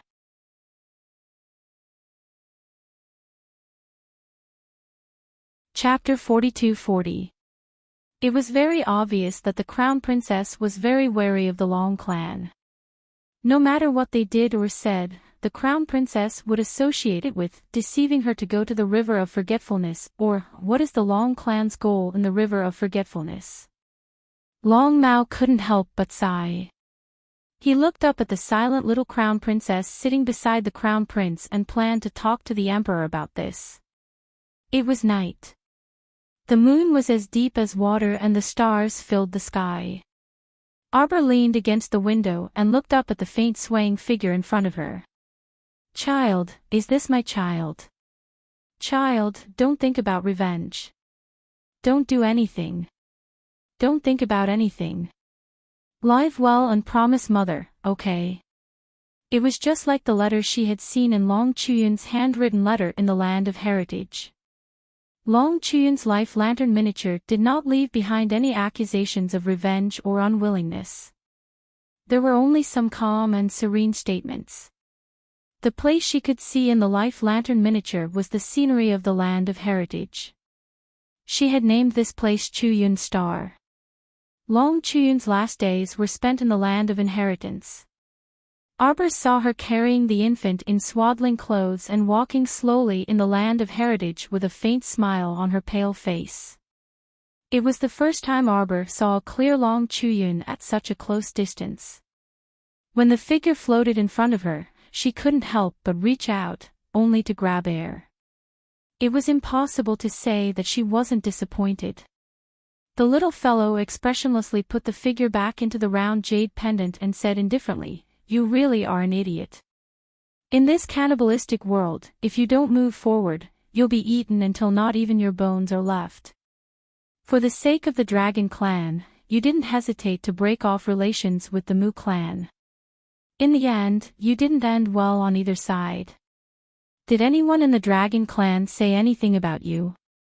When the Dragon Clan was ambushed in the River of Forgetfulness, did they come out to find you after recovering their vitality? Even after 3 to 5 years, did they come to find you? No. They didn't do anything. A married daughter is like spilled water. They've long forgotten about you. Idiot, Arbor muttered softly, his little hand tightly gripping the round jade pendant. Mother, I miss you. If you were still alive, you would have personally taught me martial arts and alchemy. What kind of fate did they have to miss each other for 2 lifetimes? When Mo Lien pushed open the door and entered, she saw the shadow of the moon cast on Jojo. It made her look gloomy and gloomy. Under the moonlight, she looked dark and gloomy. Why aren't the lights on? He hastily walked up and picked up the little stoic. With a casual flick of his finger, he lit up all the candlesticks around them. The firelight illuminated the 2 people's faces. Sparks danced in the candlestick, and in an instant, it was as if the entire room was lit up. Mo Lien turned her little head over and looked at her seriously. Don't let your imagination run wild, okay? With you like this, your husband can't do anything. I just want to keep an eye on you all day long. The little stoic's little face was wooden. Her eyelids rolled slightly as she cast him a dispirited glance. Jojo, I heard that there are a lot of lotus flowers in that pond lotus sacred realm. Red, yellow, green, blue, there are all kinds of them you've seen before and haven't seen before. Arbor lifted his little face and looked at Emo Lien blankly. And then, no matter what the Dragon Clan's goal is, we might as well follow their wishes and go to the River of Forgetfulness to refine the Pond Lotus Sacred Realm.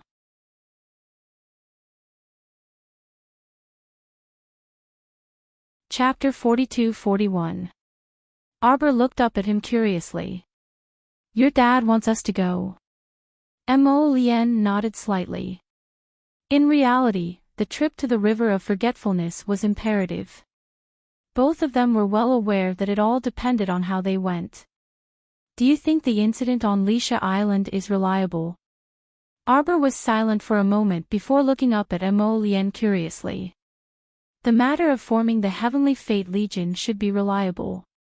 When Emo Lien read the words, "Kill the Heavenly Fate," she couldn't help but facepalm in exasperation. The Heavenly Fate's devastation in the coastal villages is much more severe than what we see here. Emo Lien carried the little stoic and walked to the side to sit down. Comparatively speaking, the situation in the River of Forgetfulness will be more tense.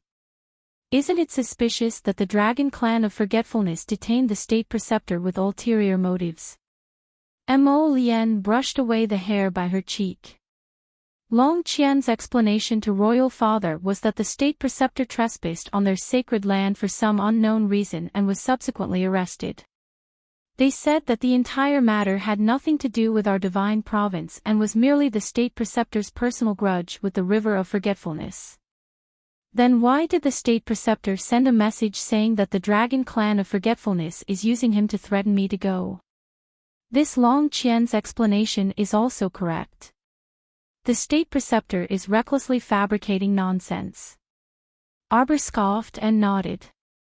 Let's just assume that his explanation makes sense. Emo Lien rubbed her head with a smile. They probably discovered that using the State Preceptor to threaten us is completely useless. They simply didn't expect that these two had always been used to acting recklessly and willfully. Why would they rush over to rescue the State Preceptor because of his life and death? There's something wrong with their brains.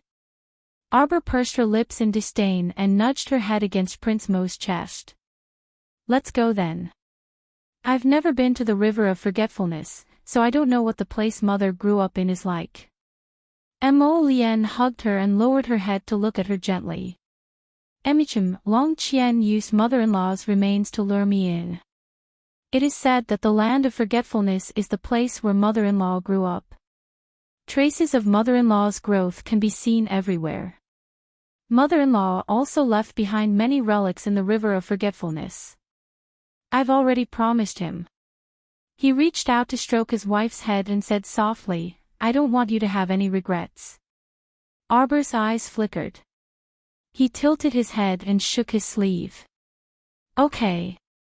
It wasn't like she was afraid of the Forgotten River Dragon Clan. Just as Jojo's Lotus had said, she would go. She would refine their precious Pond Lotus sacred realm so that these people with evil intentions wouldn't even be able to find a place to cry. Emo Lien smiled as he nuzzled her jade-white forehead, asking softly, Chow Chow, if we refine the Pond Lotus sacred realm in the future, what star should we call it? Jojo's Lotus Star. The little stoic spoke seriously and wrapped her arms around his neck. Grow more colorful lotus flowers. When the time comes, we'll move in and live there for a while. Emo Lien couldn't resist laughing out loud and nodded repeatedly. Emichim, Emichim. Then we'll call it Xiao's Lotus Star. Sir Jojo's eyes brightened, and he nodded in approval. This couple was starting to yearn for the Pond Lotus Holy Land. In fact, they hadn't even taken any shape yet, but these two scoundrels had already claimed the Pond Lotus Holy Land as their own and even gave it a name in advance. Everything was ready.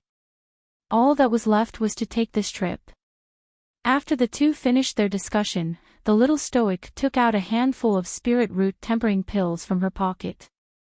That golden lotus is quite effective. Just now, she poked Little Treasure a dozen times, and it spat out a handful.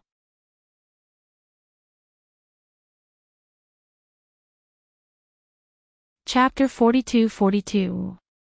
Arbor stuffed these spirit root tempering pills into a bag and stuffed it into Mo Lien's hands. Give it to those less talented children of the Purple Forest Guard. It should be of help to them. These spirit root tempering pills could help them increase their aptitude. The difference in innate spirit roots could be said to be heaven and earth on the path of cultivation.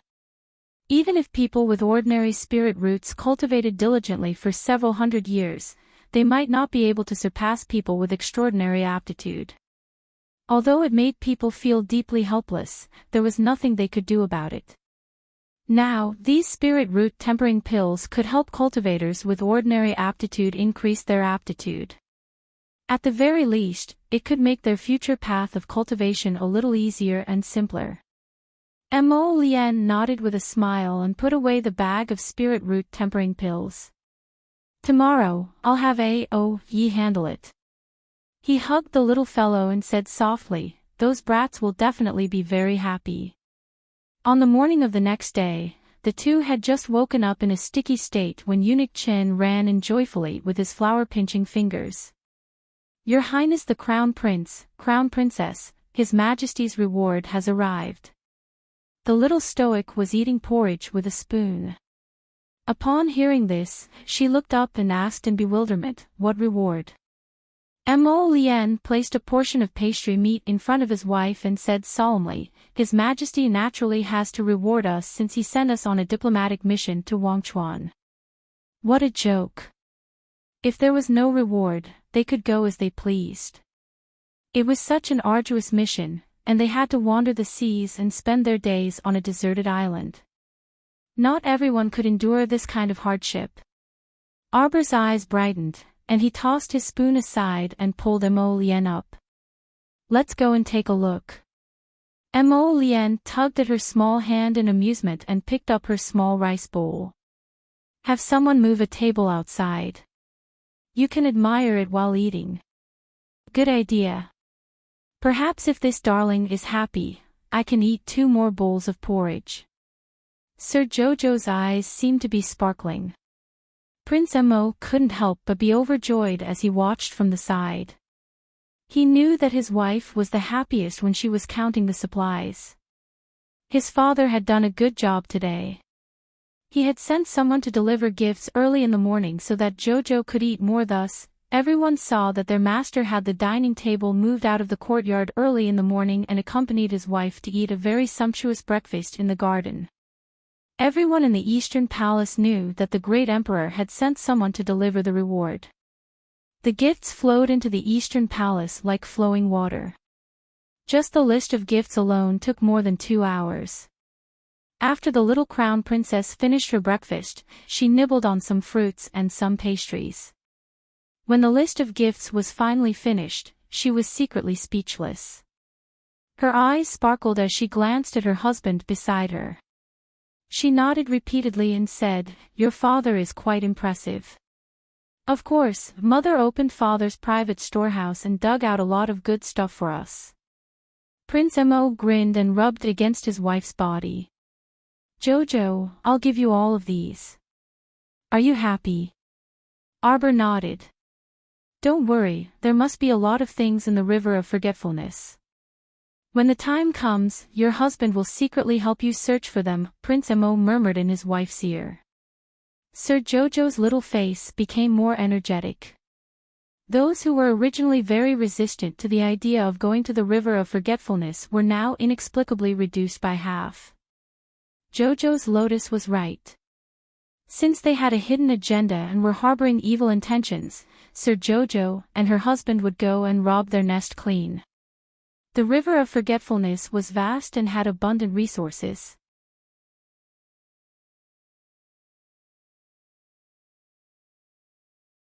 Chapter 42-43. When Mo Lien saw that his wife was starting to get spirited, he hurriedly struck while the iron was hot. "Jojo, let's go, we'll go and pack up these goods. Look at our father, he's so rustic, he didn't even bring out a space ring. He even had to bring out a list of gifts to sing, putting on airs." If Mo Luxing heard this, he would definitely scold this rascal to death. What was a reward? Of course, everyone in and out of the court knew. That was a true reward. Xiqiao nodded in deep agreement. Then, she stretched out her hand and made a gesture. Over 10 storage talismans suddenly floated up into the air, and sorted everything in the courtyard. Then, all the things that were scattered all over the ground were stored away. Crown Princess. Li Yi suddenly appeared in front of the young crown princess with a leap. This fellow's little face was taut, and there was even a small square brocade box under her arm. When she saw the young crown princess looking at her, she respectfully extended her hand to present the brocade box to her. "Please take a look." Her Majesty the Empress said that the property inside should originally be handed over to Your Highness the Crown Prince.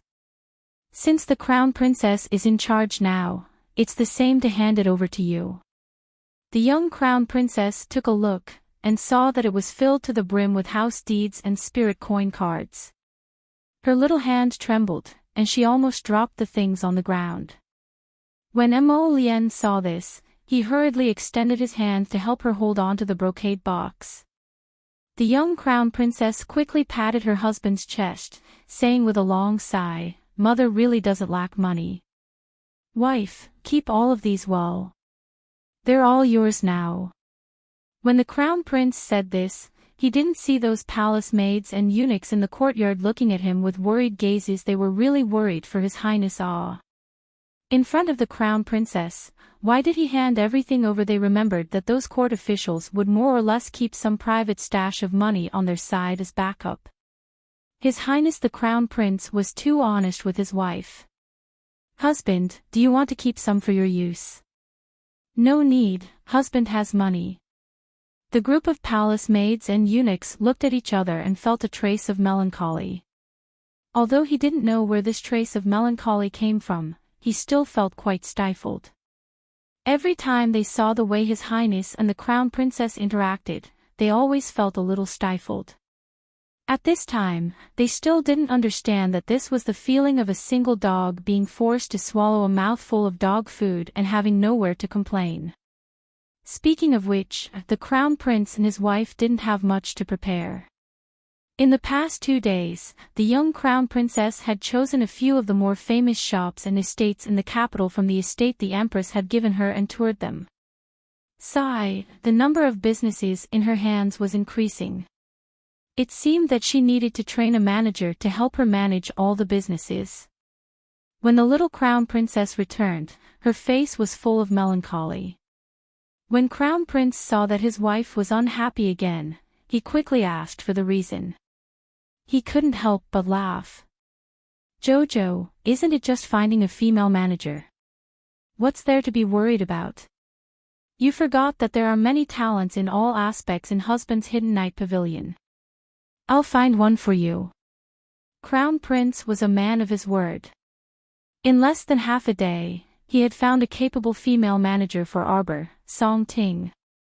Arbor had a long talk with her and was very satisfied with this shrewd middle-aged woman. In the future, with someone to help him filter out important information and grasp all the business trends, she would be able to relax a lot. After all, she still had to put most of her energy into cultivation. As for the various problems with the businesses, she could only pick the important ones to deal with.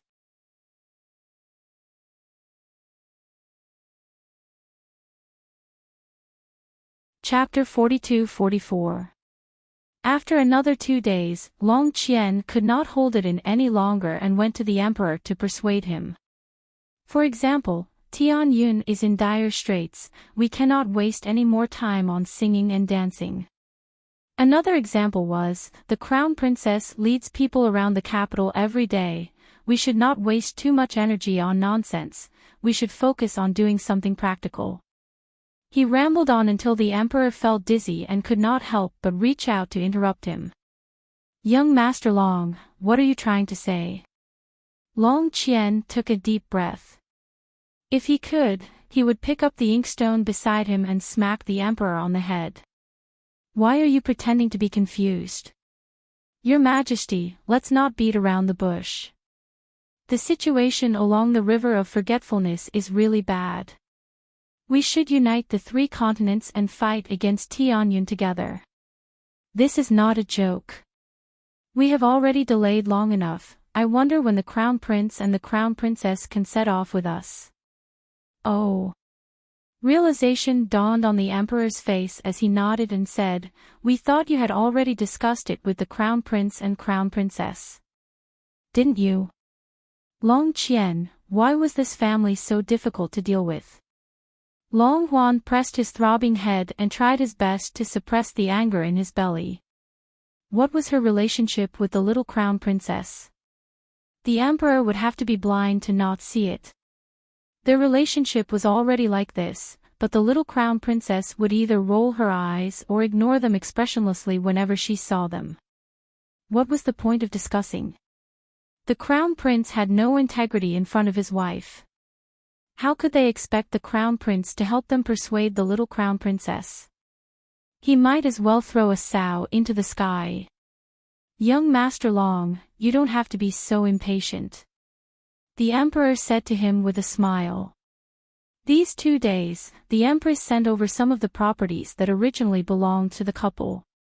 The Crown Princess has not been idle these days, she has been patrolling the properties. Patrolling the properties, when could she not do so? Did she, the Crown Princess, have to do everything herself? Long Yun took a deep breath.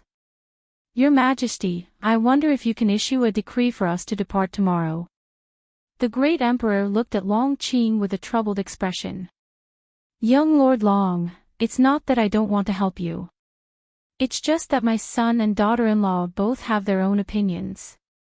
If I issue an edict without asking for the reason, it is very likely that they will throw my edict and the eunuch out of the Eastern Palace. Long Qian was speechless. What use do I have for you? You are a fucking piece of trash. Why did this family of 4 look so hateful? Long Shi held back his anger and returned to the guest house. He continued to stay there patiently. 3 days later, the Eastern Palace finally sent someone to look for him. The one who sent the message was a young lady whose face was even more taut than the young Crown Prince consorts. She had a pretty appearance of 18 or 19 years of age and was dressed in black tight-fitting clothes. She hugged her sword and said when she saw him, "We're leaving in the afternoon. Prepare the sea supplies, food, clothing and other necessities according to this list. It's all thanks to my master. Let's see who's the real deal." With that, she unsheathed her sword and sliced a stone table in the courtyard into 2 halves. Long Shangyun was sitting by the table. She jumped up and screamed in shock and anger. Her finger trembled as she pointed at the girl's departing figure. Long Yun was also so angry that he almost exploded. Thinking of the purpose of this trip, he forced himself to swallow his anger. Tomorrow, I'll catch up on 2 more chapters.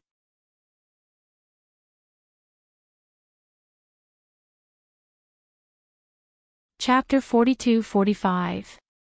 Fuck, if someone kept angering him like this along the way, would he die from anger? Long Qian could not help but deeply suspect this possibility. Long Shangyun suddenly stood up from the stone stool and shouted in exasperation, "Brother, are you going to allow her to do as she pleases? Look at what has become of her. She's just a mere servant girl and she dares to look down on us." "That's not a mere servant girl."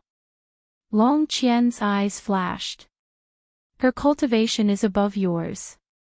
She's a level 15 great spiritual master. Long Xiangyun paused, her furious figure in a daze, and her pretty face contorted slightly.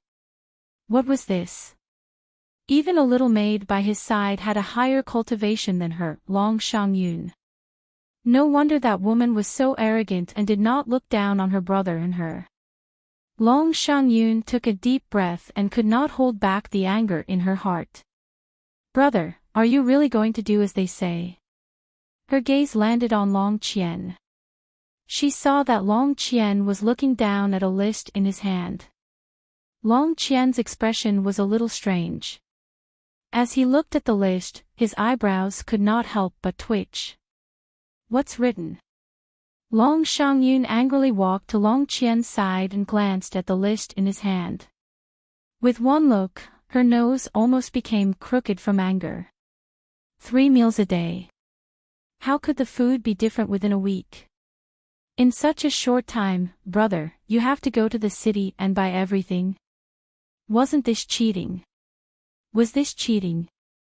Naturally, this was not cheating.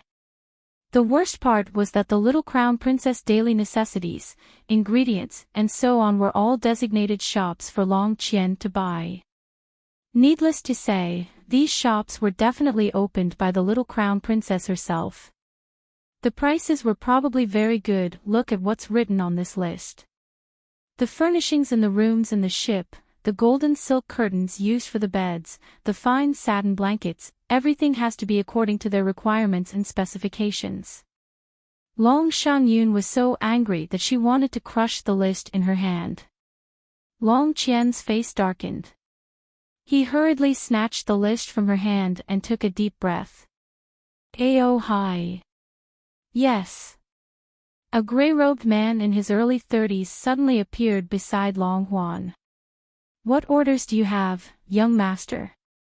"Take some people with you and buy all the items on this list within 2 hours. Let's go." "Yes, young master." The man cupped his fists and bowed. He immediately took the list in his hand and waved his hand to lead a group of people out to buy. Long Xiangyun glared angrily at her brother. "Brother, why are you indulging her like this?" Long Huan immediately looked back at her in annoyance. "What idea do you have? The most important thing right now is to take them with us as soon as possible," Long Yun said in a low voice. "Don't cause any more trouble." Long Xiangyun's beautiful face was extremely gloomy. She clenched her fists so hard that her knuckles cracked. That damn Qiao Mu. One day, she would make this woman pay the corresponding price for her unruly behavior. "Xiangyun." Long Huan gave her a warning look and said in a low voice, "Don't add any more trouble to the family. If it wasn't for you, why would the crown princess dislike us so much?" Long Huan warned again, "Did you hear what I said? Don't cause any more trouble." Long Xiangyun bit her lips and nodded unwillingly. "I understand, brother."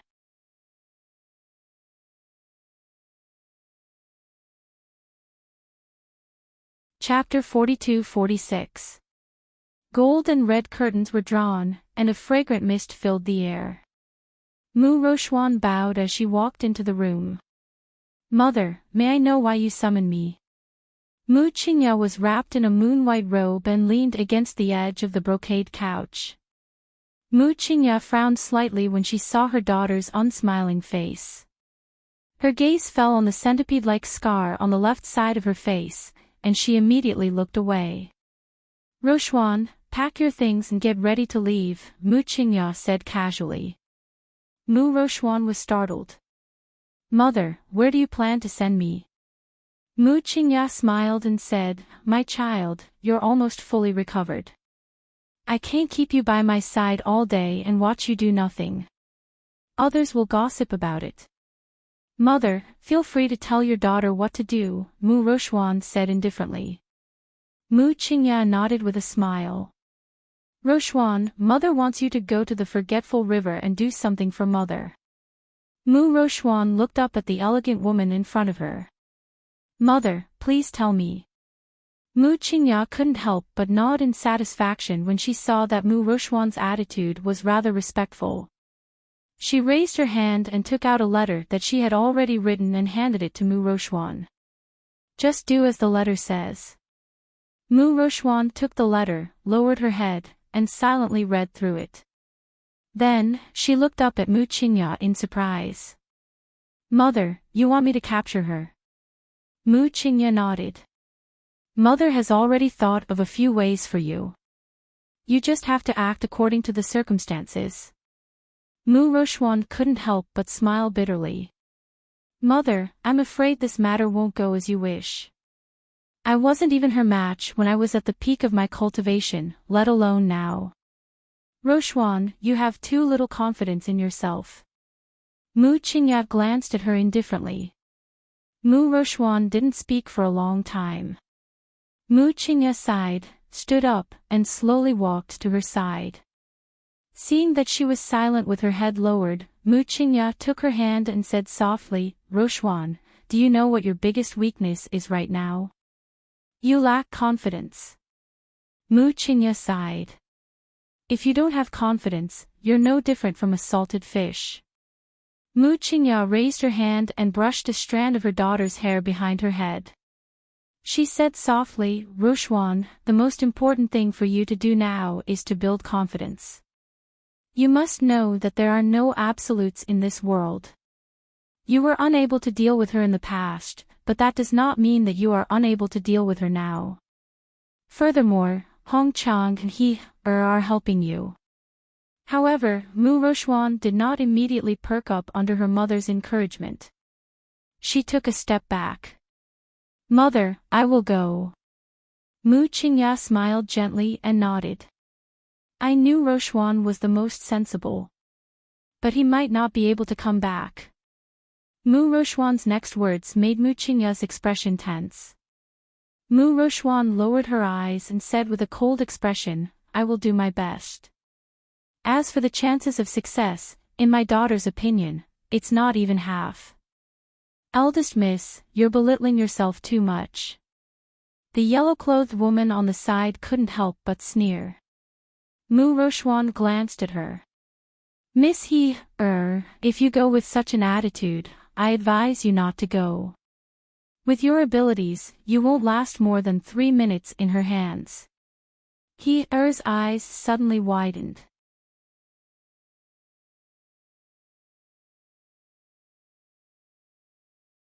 Chapter 42-47. If she knows our purpose, she'll make you, me, and all of us die without a burial place. Mu Qingya frowned slightly and stared at Mu Rochuan for a long time before sighing softly. My child, are you afraid of her? Mother, I was ignorant in the past. Now, I've grown up quickly under the painful lesson. How could a God Realm cultivator, an alchemy grandmaster, and a talisman grandmaster be so easy to catch? What's more, how many experts were around that person? Did they forget? You've not grown up now. You're as timid as a mouse. Her sneered again and cupped her hands at Mu Qingya. Hall Master, I'll go make preparations first. Mu Qingya nodded with a faint smile. Prepare well. Just tell Steward Kong if you need any supplies. Yes, Hall Master. He turned and left. She was very puzzled as to why the Hall Master wanted Mu Rochuan to go with them. Mu Rochuan was now a cripple. Although her body had recovered well recently, she had no spiritual power. What could she do with the team? Rochuan, you're the person I trust the most.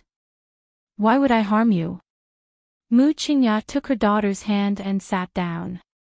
Rochuan, I want you to use your wits, not your strength. Keep my letter well and act according to the situation. Don't worry. With me here, even if you lose your spiritual power, you won't become a cripple. As long as you take the basic mutation liquid on time, I believe that with your talent for concealment, you'll definitely be able to comprehend an extraordinary special ability. Mu Qingya handed a bag full of medicinal liquid to her daughter and looked at her with a gentle smile. She patted the back of her hand and said with a loving expression, Are you confident, Rochuan?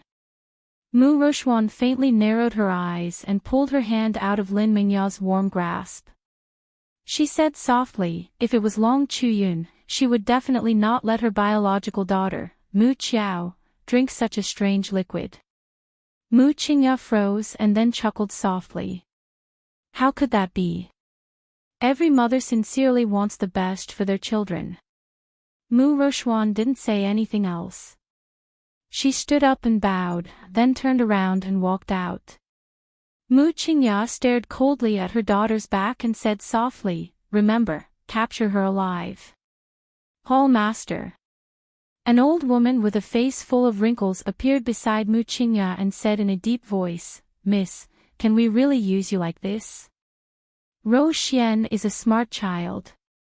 She knows that she has no way out now. She has no other choice but to follow our Tian Yun. Yaolon, you don't have to go this time. Let the children do it. Hall Master. I know you want to avenge your sister. What happened to Huilan was truly regrettable. She's definitely dead now that she's in Mu Qiao's hands. Mu Qingya sighed. But I want you to keep an eye on the people of the Hidden Moon Hole.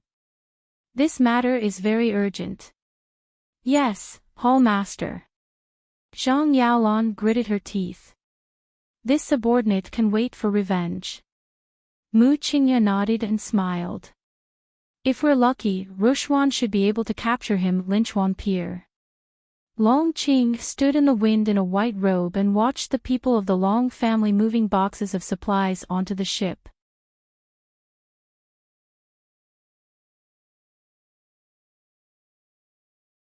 Chapter 42-48. The Crown Princess's food, clothing, and other necessities were all purchased according to the list. It was actually very simple. The Dragon Clan's people only needed to bring a group of people to a shop designated by the little Crown Princess. Once they entered and informed them, the goods would be brought directly to the dock. It was obvious that the little Crown Princess had already informed the shopkeeper that everything was ready. They were just waiting for the Dragon Clan to pay for the goods. Long Shangyun looked at the boxes being moved onto the ship. She frowned deeply and could not help but take a deep breath.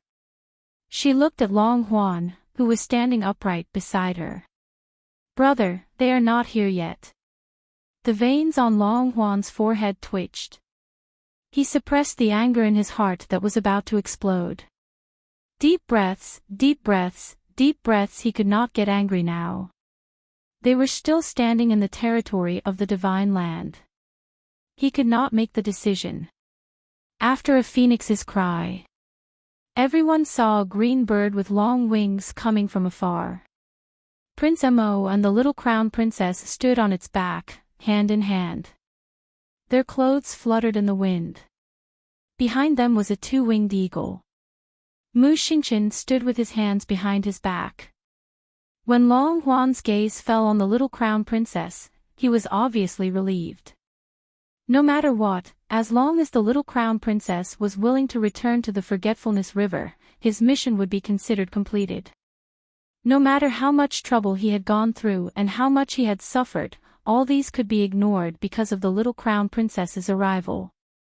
Long Huan led a group of Dragon Clan members and bowed to the two from afar. Long Shangyun gritted her teeth. She followed her brother unwillingly and bowed as well. She needed to be patient now.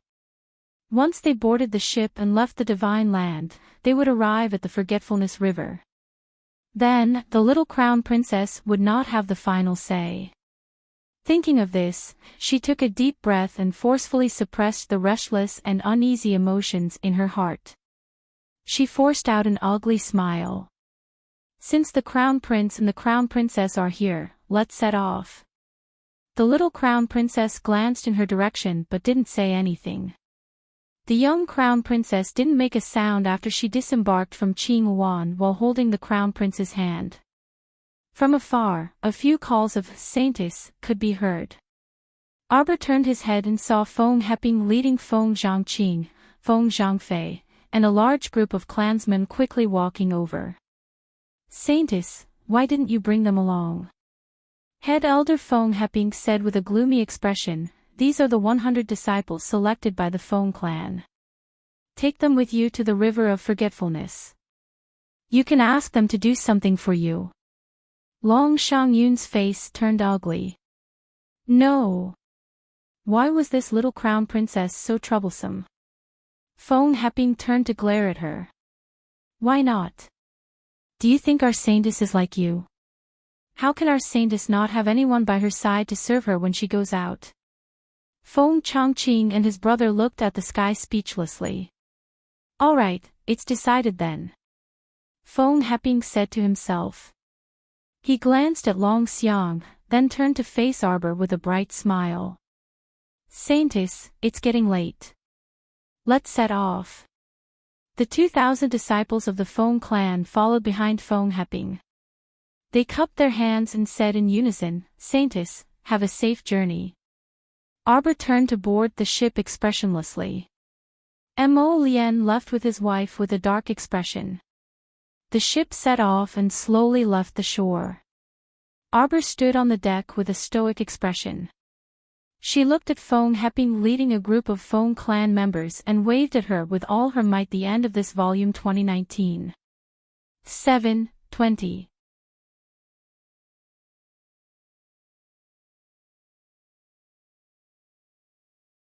Chapter 42-49.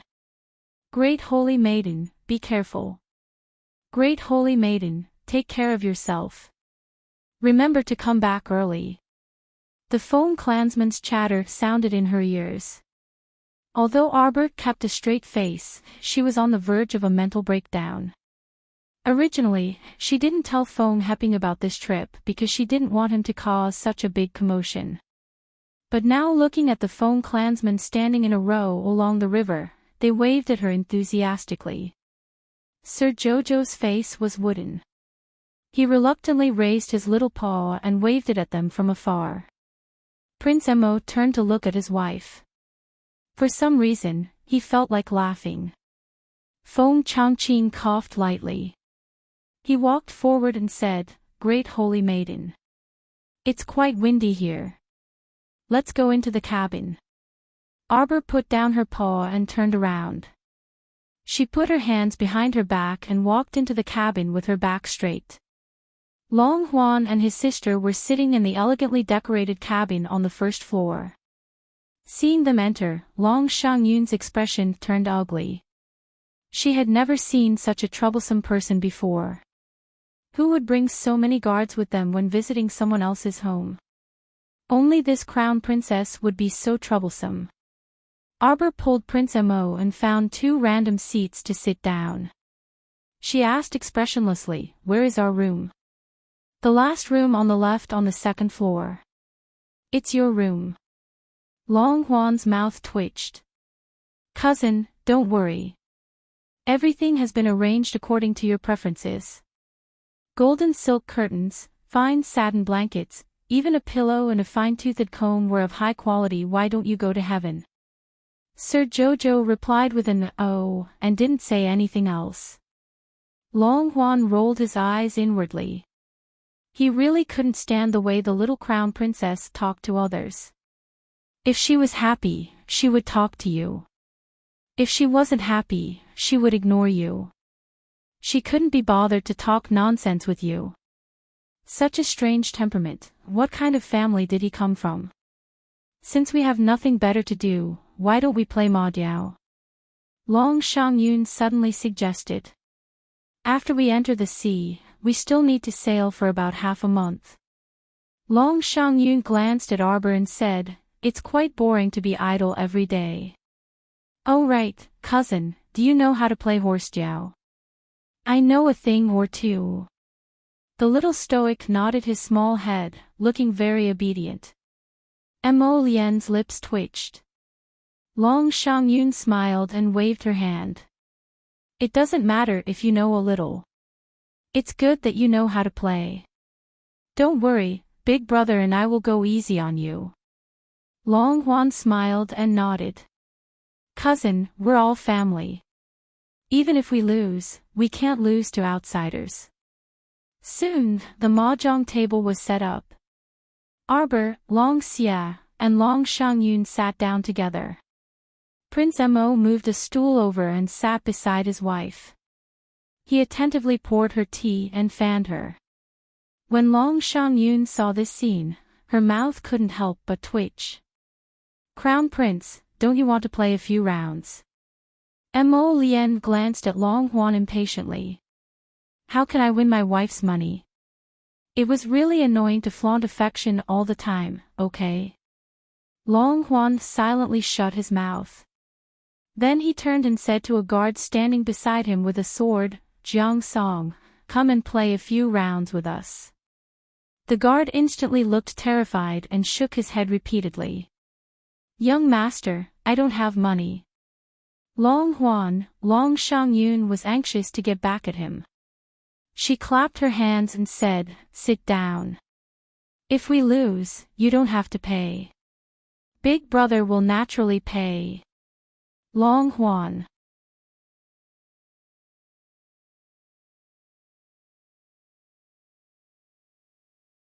Chapter 42-50. The little crown princess cupped her fists at the three of them. "Thank you for letting me win." The three of them were speechless. "Let me win, my ass. The game hasn't even started yet." What's with her expression, as if she's sure to win? It's so depressing. Feng Chongqing and his brother, who were standing behind the little crown princess, couldn't help but twitch their lips. They felt that the little crown princess's expression just now was strange and hilarious. "Wifey, you just have to perform normally." Crown Prince Mo fanned his wifey while peeling an orange with his slender, jade-like fingers. "Cousin, with your net worth, why don't we play a little bigger? How about 10 times the original amount?" Long Shangyun's smile was extremely radiant. Arbor nodded. "It doesn't matter. I like it when cousin is so generous." Long Shangyun smiled and complimented her, but her hands didn't slow down at all as she played a deck of cards. Arbor drew a card expressionlessly and played a card that she didn't want. Prince Mo stuffed a piece of orange into her mouth. She chewed twice, played another round, and drew a flower. Just look at her expression. It was impossible to tell whether her cards were good or bad. She was expressionless the entire time. Mu Xingchen inspected the front and back of the boat and found that there were about 100 Dragon Clan members on the boat. The boatman had been sailing the route from the River of Forgetfulness to China all year round. It was said that he had been sailing for more than 10 years and was very experienced. "You immortals. It said that there's a transportation array that can transport you far away in a flash, right? But it can't be used at sea." The boatman's tanned face showed a simple and honest smile. "There's no specific direction at sea. It's not as easy to identify as on land. If you're transported wrongly, you'll probably be lost at sea forever. That's why I've sent many immortals like you. When they go to the River of Forgetfulness, they'll come to us." Mu Xingchen chatted with the boatman for a long time. When he returned to the cabin, he saw his sister and Long Huan at the mahjong table. As soon as he stepped through the door, he heard his younger sister's cold voice in his ear. "A one-colored 9-treasure lotus lantern. Thank you. 888,000 spirit coins per family." Thawed. Mu Xingchen saw a guard fall from his stool and sit on the ground. Long Shangyun's hand that was holding the card trembled slightly. She put on a fake smile and said, "Cousin is really lucky. It's okay, it's okay. Let cousin win a little first." Long Shangyun continued to smile. "Jiang Song, get up quickly. Don't act like you haven't seen the world. Anyway, Big Brother will pay you if you lose. What are you panicking for?" Long Xia felt like crying. "Jojo, have some water." Mo Lian handed a teacup to his wife. Jojo Sama took a sip and shuffled the deck again with the others. His movements were fluid and it was obvious that he was not a newbie. Long Xiangyun secretly gritted her teeth. Her face trembled as she said, "Cousin, you don't look like a newbie.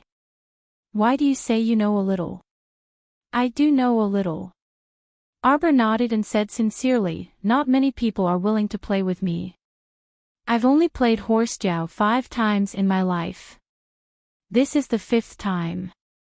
Everyone, Feng Zhangfei couldn't help but laugh. His elder brother, Feng Changqing, glanced at him.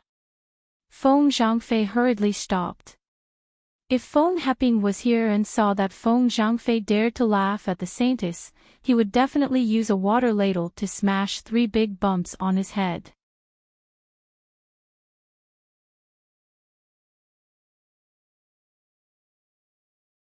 Chapter 42-51.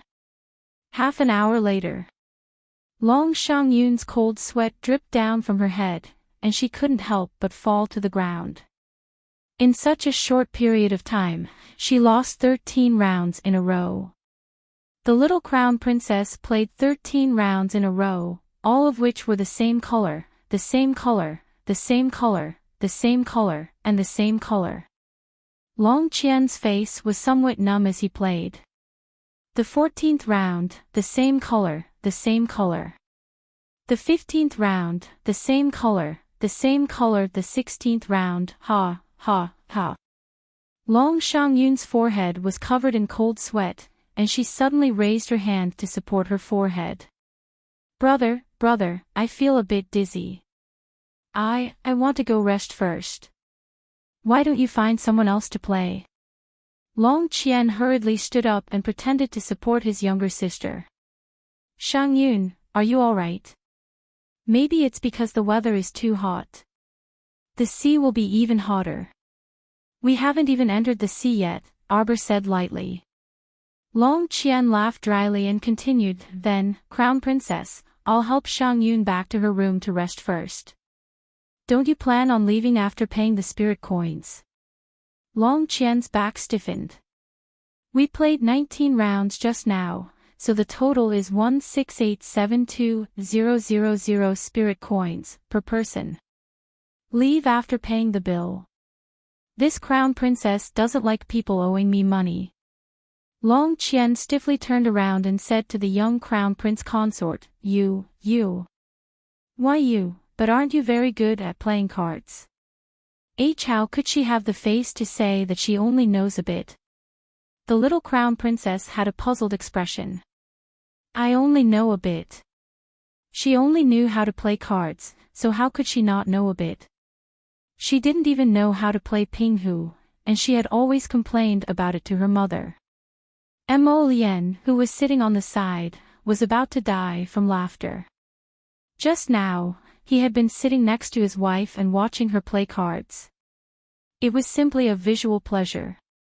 His wife was like a little monster, getting whatever she wanted and getting whatever she wanted.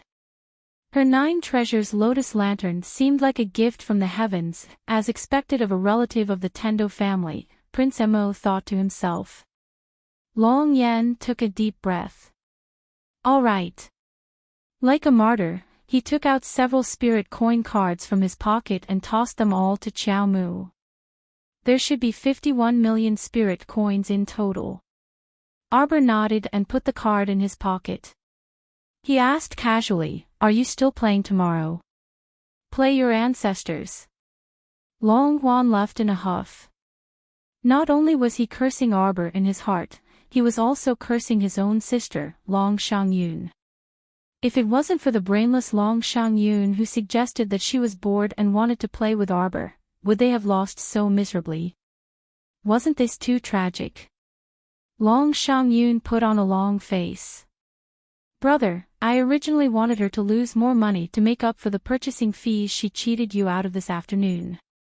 Who would have thought that he would be tricked by the little crown princess again? Long Xiangyun gritted her teeth. She's too good at pretending.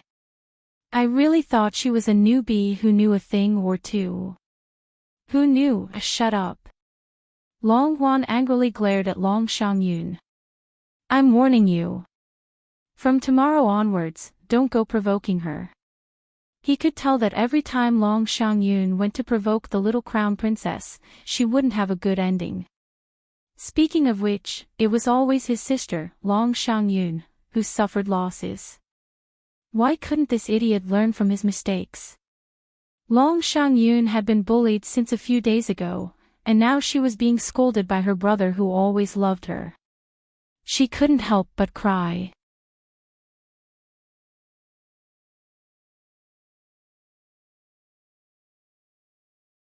Chapter 42-52. Long Qian couldn't bear to see his sister like this, so he wrapped his arms around her shoulders and comforted quietly, "All right, Xiangyun, big brother isn't blaming you. I just hope you grow some brains in the future and don't provoke her again. We'll talk about everything after we return to the River of Forgetfulness and see Mother." Long Xiangyun bit her lip and said aggrievedly while shedding tears, "Mother will definitely help me deal with her." "All right." Long Qian patted her shoulder. "You've also been on tenterhooks for so many days. It's been hard on you. Everything is going smoothly now. Have a good rest today and don't think too much." Long Xiangyun nodded. On the other side, the little stoic transferred the money in Long Qian's spirit coin card to her own spirit coin card, feeling a bit stifled. What's wrong with them? These people were all quite strange. They were the ones who challenged her to a horse fight every time. But they were also the ones who fled in defeat every time. They definitely won't be willing to continue playing with me tomorrow. Whoever plays with you will be unlucky. Feng Zhangfei couldn't help but ridicule inwardly. What should we do tomorrow? Jojo. Mu Xingchen walked toward her with a smile, holding a lively fish in his hand. Want to roast fish? The next day, when Long Qian and his sister arrived on the deck, they saw that the little stoic and the others had already eaten an extremely exquisite breakfast. She had Long Qian purchase all the ingredients and store them in ice to keep them fresh. Kaidai Veranda's products naturally wouldn't disappoint, but the kitchen maid's culinary skills were passable. However, they were currently floating on the sea, so everything could only be simplified. The stoic man's motto was to eat and use Long Qian's food. Since Long Qian was the one who invited them to the River of Forgetfulness, then he naturally had to pay for the expenses. Don't expect Sir Jojo to pay for it, humph. Long Qian couldn't help but feel his balls ache when he saw their contented appearances. What was even more painful was that the little stoic brought 100 Feng clansmen with her.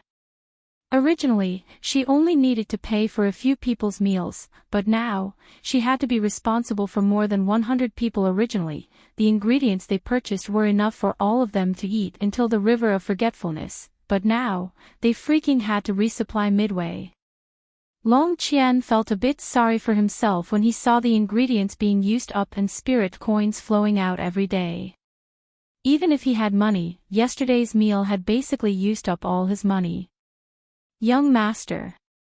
A servant of the Dragon Clan invited Long Qian and his sister to take a seat and served them breakfast and snacks. The little stoic, Prince Mo, Mu Xingchen, and the Feng Chongqing brothers were seated at the original square table. After adding another seat for Long Huan and his sister, it became a little crowded. Long Huan smiled and said, "You are all up early. Are you not used to sleeping on the sea?" Mu Xingchen said indifferently, "It's all right. We will cross the river and enter the sea at this time tomorrow. When the time comes, the sailing speed will be faster. If the weather is good, we can enjoy the seascape along the way." Their two-story ship was exquisitely built with carved beams and jade pillars, and the rooms on the second floor had all been redecorated. Therefore, as long as they didn't encounter any particularly violent weather, even if they were to float on the sea for half a month, they would still be as comfortable as at home. "Thank you, young Master Long," Mu Xingchen said politely. Long Qian said with a smile, "We're siblings, so there's no need to be so courteous." As they spoke, they heard clanking on the surface of the river. Everyone looked over and saw a skiff bobbing up and down on the river, drifting with the current.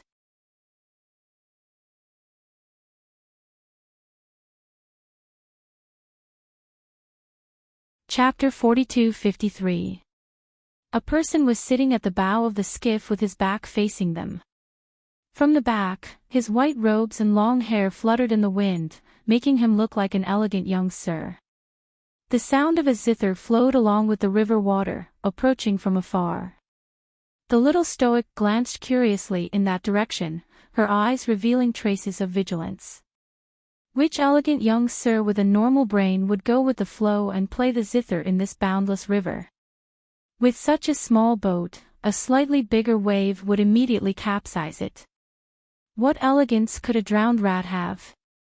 Long Huan's eyes flickered as he gazed at the back of the figure on the skiff. He said with a smile, "Truly an interesting brother. Cousin, do you think we should invite him to sit on the boat?" The little crown princess turned to look at him, revealing a treacherous expression that seemed to want to say something but hesitated. As Long Huan held his teacup, a strange thought instantly surfaced in his mind. Why did he feel like his cousin's gaze was so abnormal? Feng Zhangfei's lips twitched, and he looked at Long Huan sympathetically. He felt that with the little lady's abnormally vile and bewitching personality, this young Master Long was probably going to be in trouble again. "Cousin, there's no harm in speaking frankly. You like men." As the little lady spoke, she even shifted her stool and squeezed closer to her husband, her small hand involuntarily reaching out to protect him. Mo Lien, Long Huan.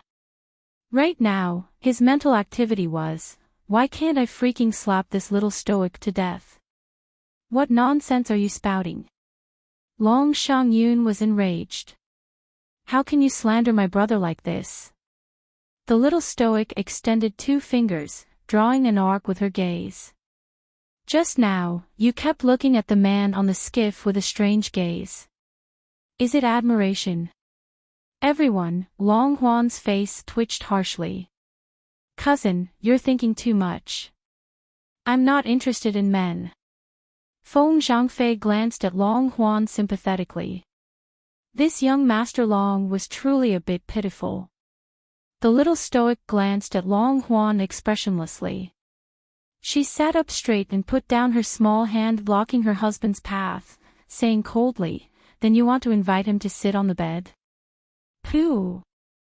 Feng Zhangfei spat out a mouthful of tea. Feng Zhangqing laughed silently. He quickly took a piece of cloth and wiped his brother's sleeves. Long Qi was so angry that his finger trembled slightly. He lifted his finger to point in the little Stoic's direction, and his handsome face turned dark red. She was clearly doing it on purpose. What the hell was she talking about? Mo Lien was secretly amused and pursed her lips. The little guy's expressionless face was a little cute as he entertained others. The little Stoic abruptly stood up. Just as Long Huan's nerves were stretched taut, she grabbed Long Shangyun, who was beside him, and stood up. Her movements were smooth and swift as she swung her small arm and flung Long Shangyun away. Ask your sister to invite him. Long Shangyun's eyes were round as saucers, and she was flung away by the little Stoic without warning. Her entire person flew through the air, over the ship's railing, and plummeted towards the bottom of the surging river. Ah! Shangyun! Long Shi jumped up and rushed to the railing to take a look. He saw that the little Stoic's throw was so precise that she directly flung his sister, Long Shangyun, onto that undulating skiff. She happened to be standing at the bow of the boat. Long Shangyun wasn't completely useless. Her body swayed left and right before she immediately steadied herself. She looked down and saw that the man in white was still playing the zither with downcast eyes, as if he was completely unaware that there was a young lady in front of him.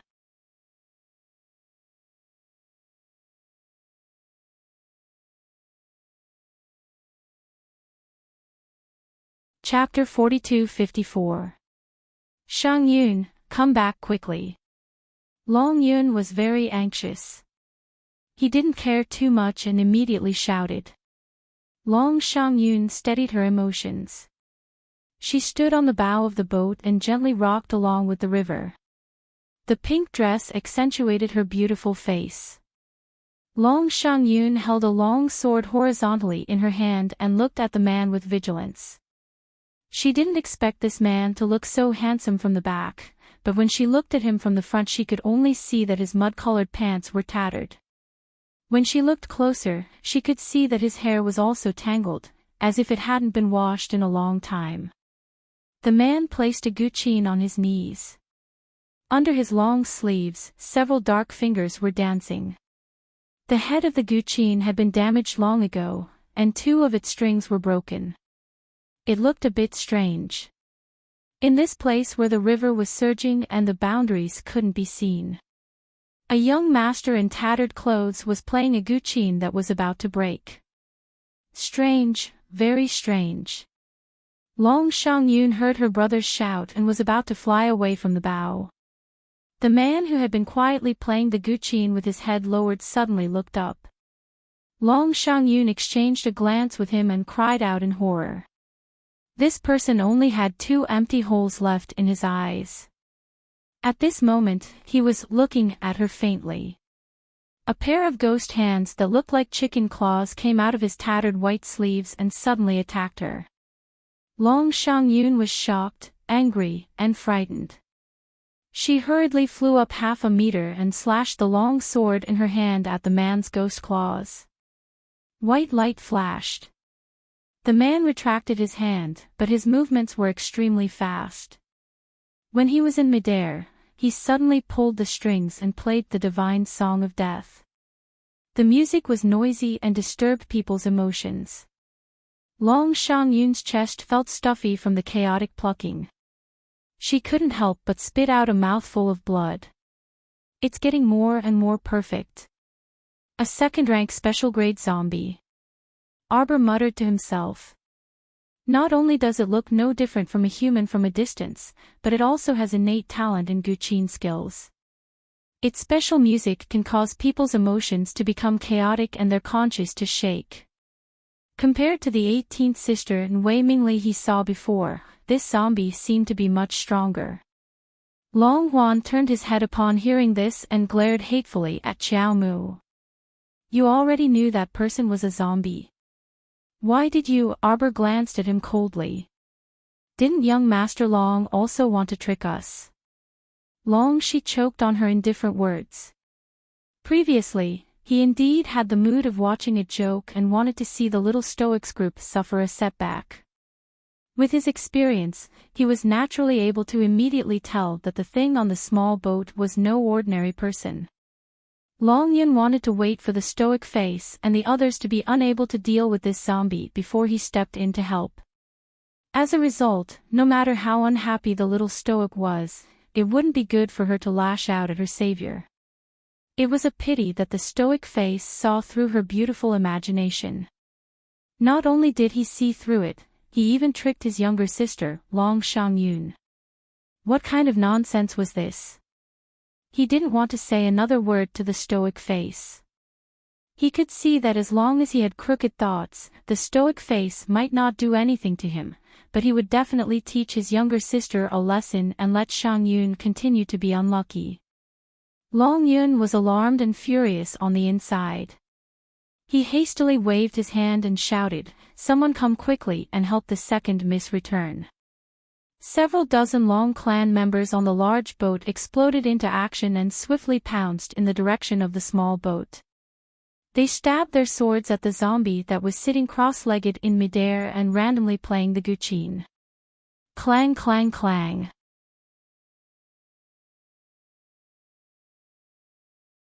Several guqin notes vibrated.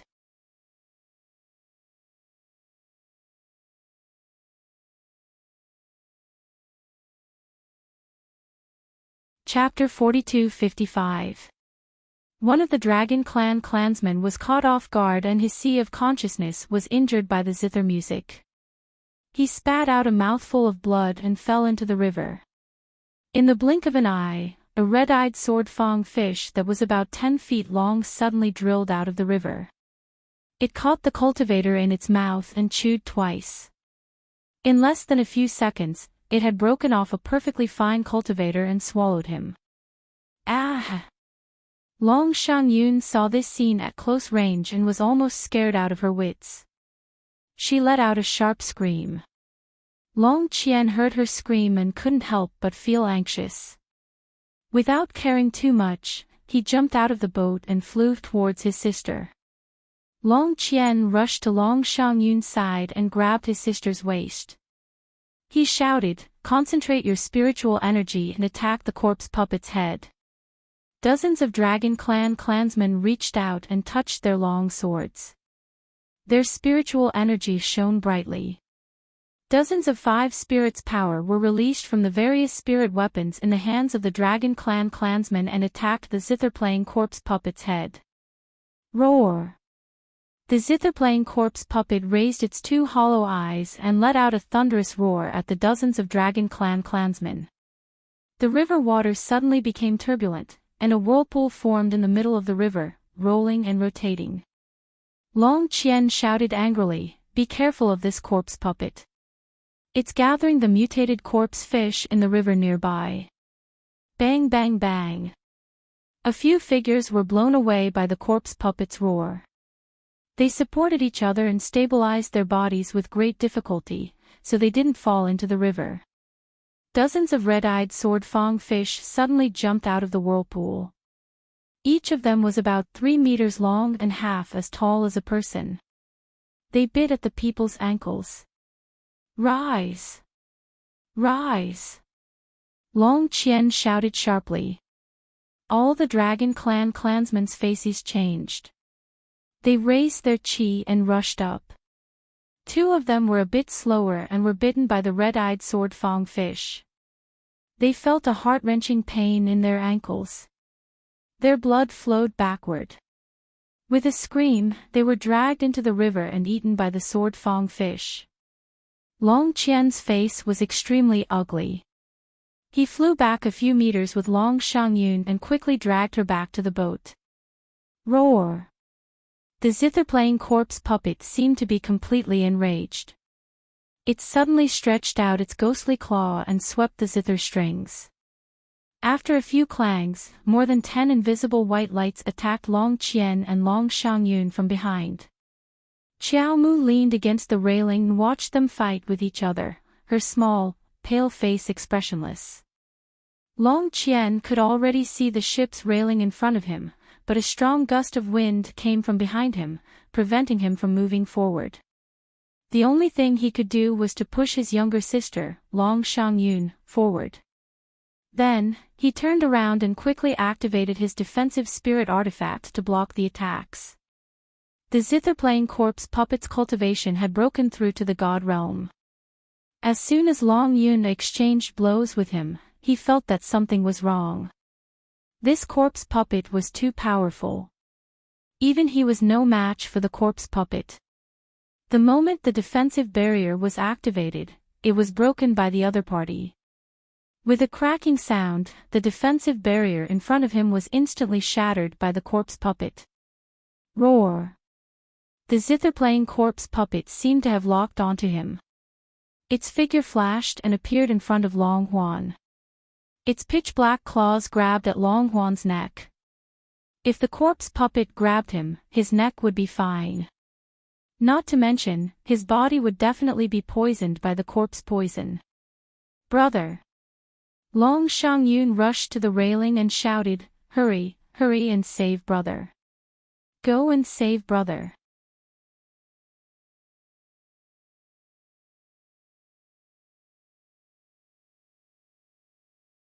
Chapter 42-56.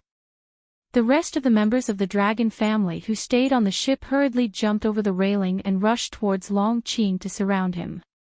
Long Xiangyun gripped the railing tightly and screamed at Long Hua, watch out, brother. All of you, be careful and protect young master." Under the combined defense of the Dragon Clan members, the zither-playing corpse puppet's attack was blocked by them. A few Dragon Clan members protected Long Hua and retreated to the ship. Brother. Long Xiangyun jumped into Long Hua's arms and cried in shock and fright. Are you okay, brother? Long Hua's face was slightly pale. He shook his head slightly at his sister and then turned to look at Arbor, who was sitting calmly at the table.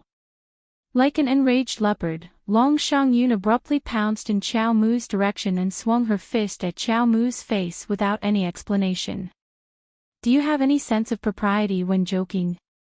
You can't play around with this kind of thing, ah. Before Long Xiangyun could get close, Arbor whipped her away. Xiangyun. Long Hua hurriedly had two Dragon Clan members grab Long Xiangyun. The two Dragon Clan members supported Long Xiangyun on both sides and barely steadied themselves before glaring angrily in Arbor's direction. Arbor grabbed Mu Xingchen's hand and looked in Long Xiangyun's direction. He said coldly, "You want to die." Long Xiangyun's eyes were red with anger. She pointed at Arbor and said angrily, You. What kind of woman was this? Cold and heartless, heartless and heartless. The siblings had treated them to good food and drinks along the way. How many spirit coins had they spent for this woman? However, the other party didn't appreciate it at all. Just now, they even threw her to the corpse puppet, causing her to almost die. Arbor snorted and turned to look at Long Hua. His eyes flashed with a demonic light. Young Master Long, I advise you not to play tricks with me. I have 10,000 ways to make your sister beg for death. You can try them one by one. Long Hua's heart went cold. He hurriedly went forward and grabbed the furious Long Xiangyun. Cousin, you misunderstood. I misunderstood. Arbor glanced at the siblings as if they were idiots. You're an expert in the sea. How could you not know whether the visitor is a human or a ghost? Long Xiangyun, I'm not joking with you. I'm Arbor, and I never joke. Arbor looked coldly at Long Xiangyun, who was about to go crazy, and said word by word, I wanted you to die just now, so I threw you out. Didn't your brother want to screw me over? I'll screw you over first. Let's see who dies first. You. Long Shi hurriedly grabbed Long Xiangyun, who was so angry that she wanted to rush up again. Long Huan looked at Arbor deeply and took a deep breath. It's my fault. I shouldn't have used that corpse puppet to joke with my cousin.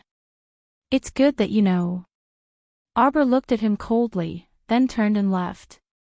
Long Xiangyun shrieked, Where are you going? Once this woman left, Prince Mo and the others naturally followed. Were they going to let the Dragon Clan members deal with the zither-playing corpse puppet alone? Didn't they need to do anything? Long Huan grabbed his sister's hand tightly, stopping her from rushing over and humiliating herself again. Taking a deep breath, Long Huan lowered his voice and said to the Dragon Clan members, Everyone gather and deal with the corpse puppet.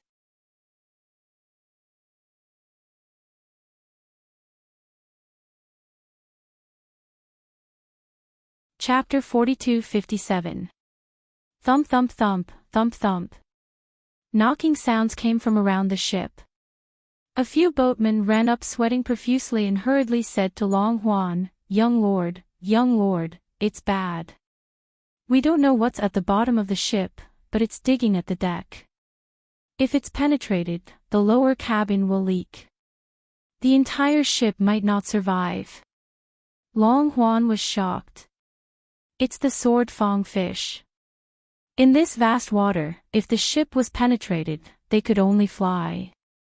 However, it was hard to tell directions on the sea. If they flew in the wrong direction and had to start all over again, it would be troublesome. Moreover, even the strongest flying spirit beast couldn't fly for more than 10 days without stopping. However, they couldn't stop on the water unless they encountered a small island. According to his experience, the nearest ferry would only arrive tomorrow night.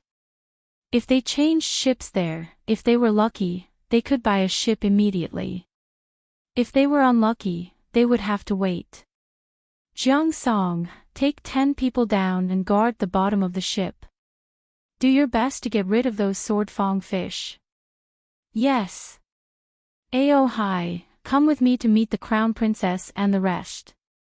Long Huan took a deep breath and closed his eyes tiredly. There were still so many days left on this trip. If he didn't build a good relationship with the little crown princess, the journey would be very difficult. It was also his fault. He knew that the little crown princess was someone who couldn't tolerate sand in her eyes, but he had to use the corpse puppet to test her. In the end, he went for wool and came home shorn. He almost lost his sister's life. Long Huan brought Ao Hai to the second floor of the ship and knocked on the door of the little crown princess's room. It was Mu Xingqian who opened the door. Long Huan was slightly startled and exchanged glances with Mu Xingqian.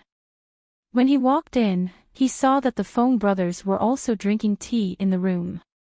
The little crown princess was sitting by the window, propping up her chin as she stared at the surging river outside. She didn't even turn her head when she heard Long Huan enter. Long Huan cupped his hands at everyone. Everyone is here. What's the matter, young Lord Long? Mo Lian raised her brows slightly and looked at the person in front of her with a half-smile. Actually, how could they not know why Long Huan was here at this time? However, he should have the attitude of asking for help. Hearing Long Huan say it personally, he felt more at ease. Long Huan was a little embarrassed, but he was a flexible person. After cupping his hands at Crown Prince Mo and the others, Long Ji explained with a smile, Your Highness the Crown Prince, everyone, the current situation is rather urgent. Mutated sword fang fish have gathered below the ship's hold outside, so we need your help. Of course, I've already sent my clansmen to clean them up. However, there are too many sword fang fish. I'm afraid they won't be able to handle it. If we can get the help of the brothers of the Phoenix clan, this matter should be easier to resolve. Also, the zither playing corpse puppet outside. Long Huan smiled bitterly. You should have seen it just now. This corpse puppet's level is extremely high. Without your help, we wouldn't have been able to handle it. I hope. Long Huan cupped his hands awkwardly at the others. Please help me. Mu Xingqian glanced at him indifferently. Young Master Long is too polite. It's our duty. After all, we're also on this ship. It's our duty to help. However, can young Master Long guarantee that your clansmen won't backstab others? Mu Xingqian said indifferently. We don't want to have to deal with our companions behind us when we help.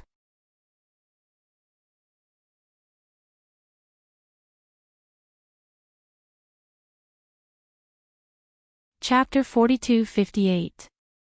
Long Huan's expression froze. Cousin, you're overthinking things. How could our Long clan do such a thing? That's not necessarily true. Xiao Mu said apathetically, haven't you done enough backstabbing and entrapping? Long Huan suppressed his anger and took a deep breath. He cupped his hands at Arbor. Cousin was in the wrong just now. I shouldn't have joked about the corpse puppet with Cousin. I promise I won't do it again. Arbor tilted his head and continued to support his chin, watching the river. Long Huan was a bit nervous. He thought this cousin of his didn't like him and didn't want others to help. Mu Xingqian walked out. Why are you still standing here? Why aren't you leaving? Long Huan was overjoyed and hurried to follow. He turned back and saw Feng Changqing and Mu Xingqian following him. He couldn't help but sigh in relief. Long Huan couldn't see through the cultivation realms of these two Phoenix clansmen and Prince Mo. He had a feeling that these three people's realms were above his. Arbor watched them leave and frowned. Can Big Brother and the others handle it? A few mutated sword fang fish. What can't they handle? Mo Lian walked to his wife. There are so many people in the Phoenix clan. If they can't even handle these small sword-fang fish, then just throw them away. What's the use of bringing them?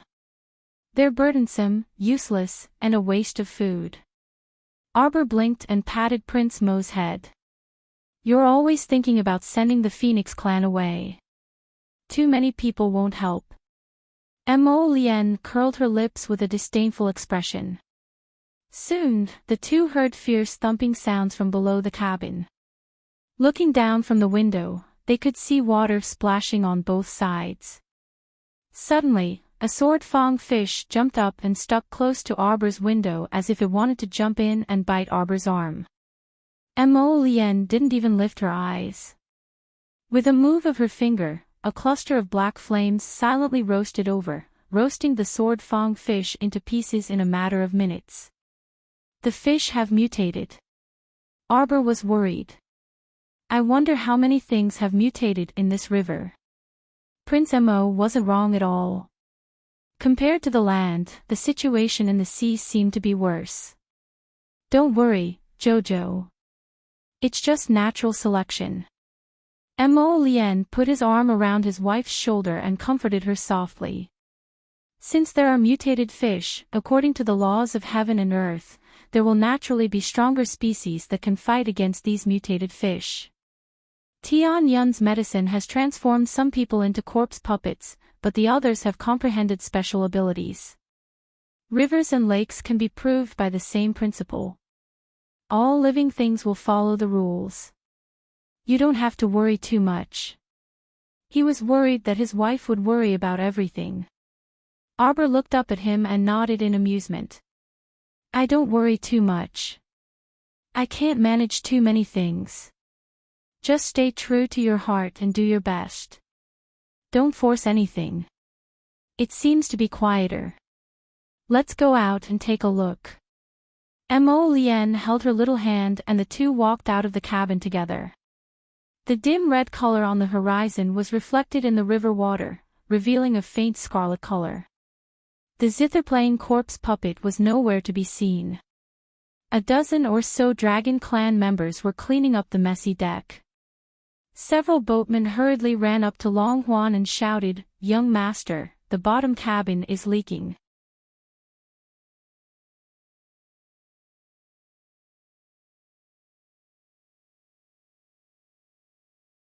Chapter 42-59. Hurry and see if it can be repaired. Long Huan was irritated and followed several boatmen to the bottom cabin. Along the way, he saw the little crown princess and Prince Mo. Long Huan paused and nodded at them. "Cousin, Your Highness the Crown Prince, water is seeping into the bottom cabin. I'll go down and take a look first." The little stoic pulled her husband to the side and made way for Long Huan to pass through. After Long Huan hastily led them down, the two people stood on the deck for a while. They gazed at the river in the distance. Under the setting sun's illumination, it appeared a bit bewitching red. Perhaps it was because of the battle just now that the nearby river was dyed red. Feng Chongqing quickly walked over. "I'm afraid this ship won't last until the next dock." The ship was already in trouble before entering the sea. In the Feng clan's opinion, the Forgotten River Dragon clan's ability to handle matters was truly lacking. "Where's that harp-stroking zombie?" "It escaped by diving into the water," Feng Chongqing replied. The little stoic uttered an "oh." "Then they probably won't last until night. They'll probably be drifting on the river tonight." Feng Chongqing couldn't help but twitch his mouth. He really wanted to tell the stoic girl, "We're also in the same boat right now. If others go into the water, we won't fare any better." However, when he saw the little crown princess's calm and disapproving expression, Feng Chongqing decided it was better to keep his mouth shut. So as to avoid saying the wrong thing and being rebuked by the little fellow until he doubted his life, Mo Lien glanced at him and consciously pulled his wife closer to him. He asked with a taut face, "How's the situation with the sword-toothed fish?" "The sword-toothed fish that gathered just now have been completely cleaned up," Feng Chongqing said. I just don't know if such a big commotion will attract more mutated fish in the nearby river. It will, the little crown princess answered him coherently. The two men couldn't help but twitch their mouths. Inform them to prepare for battle, the little stoic said seriously. That cultured zombie will probably come again. Cultured zombie. Feng Zhangqing and Mo Lian looked at each other and asked with their eyes, Saint Lady, are you serious? Prince Mo glanced at him and gave him a look that said, figure it out yourself.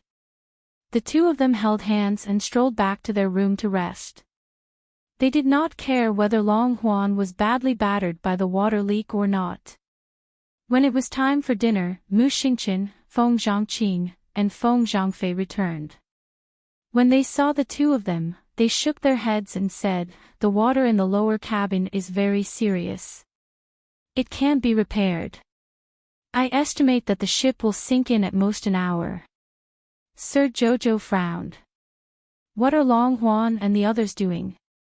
He's still repairing the lower deck. Oh, then let's eat first. Qiao Mu calmly took out a lunchbox and started rummaging through it, taking out 4 to 5 plates of piping hot dishes. Do you want some wine? Feng Changqing and his brother stared dumbfoundedly at their holy maiden, unable to speak for a long time. At this freaking time, her holy maiden was actually asking them if they wanted to drink wine. If you don't want to drink, then hurry up and eat. Feng Zhangfei's mouth twitched. Weren't everyone present at the god realm or above? Did they need to eat 3 meals a day like mortals? Prince Mo swept the three of them a glance. Feng Changqing and the other two sat down resignedly. My master said that humans are made of iron and rice is made of steel. If you don't eat, you'll starve. No matter how high your cultivation is, you still have to eat. They nodded like chicks pecking at rice.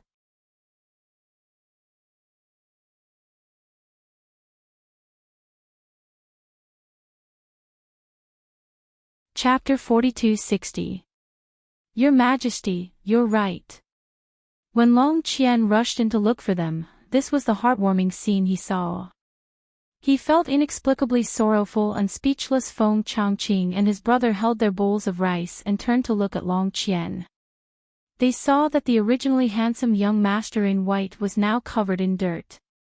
A trace of sympathy rose in their hearts. The Wangchuan dragon clan seemed to be a little pitiful. You actually still have the mood to eat here. Long Shangyun squeezed in from behind Long Qian and shouted in exasperation.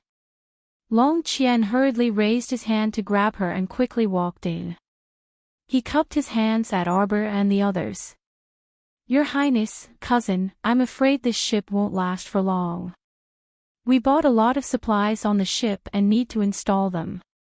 I wonder if cousin has a free storage talisman to store the supplies on the ship.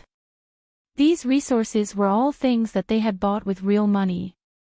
Especially the furnishings in the little crown princess room. The gilded copper incense burner, the gold-threaded Phoebe Jinan wood table, and the weeping silk quilt. These had to be installed.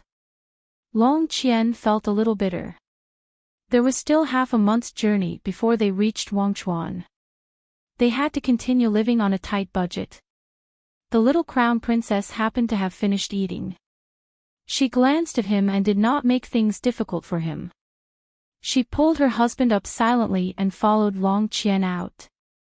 When they reached the door of the cargo hold, the little crown princess took out an empty storage talisman and stored all the supplies in the cargo hold into it. Long Shangyun heaved a sigh of relief and naturally reached out her hand to the little crown princess. However, the little crown princess ignored her from beginning to end. After storing the supplies, she put the jade talisman into her inner world. Long Shangyun almost exploded on the spot. Crown princess. What do you mean by this? I'll give you the supplies after we change to a new ship. Qiao Mu rebuked Long Shangyun expressionlessly. You didn't think that I would give you a storage talisman for free in addition to helping you. May I ask where your shame is? Where's your shame? Long Qian, Long Shangyun was so angry that she couldn't speak. The experience of past tragedies told Long Shangyun that it was best not to refute the little crown princess at this time. Otherwise, she might get beaten up again. This crown princess was simply an evil little demon. She would immediately draw her sword and brandish her fists when she couldn't even finish a sentence with you. Why don't you give it a try? The little crown princess will definitely beat you up until you start doubting your life. They're baffling.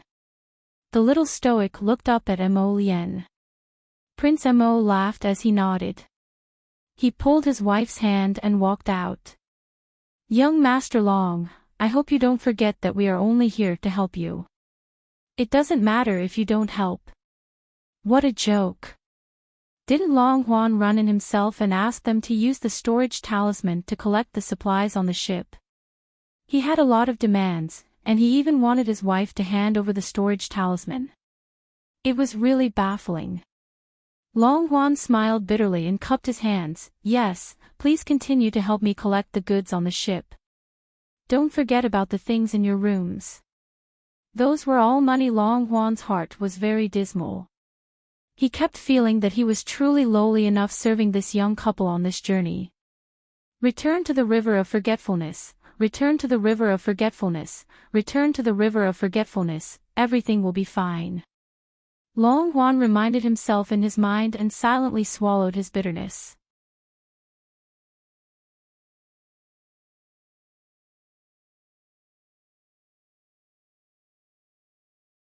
Chapter 42-61. Long Huan reached out and tightly grasped Long Shangyun's wrist, afraid that his sister would go mad from anger and not be able to hold back from making things difficult for the young crown prince consort.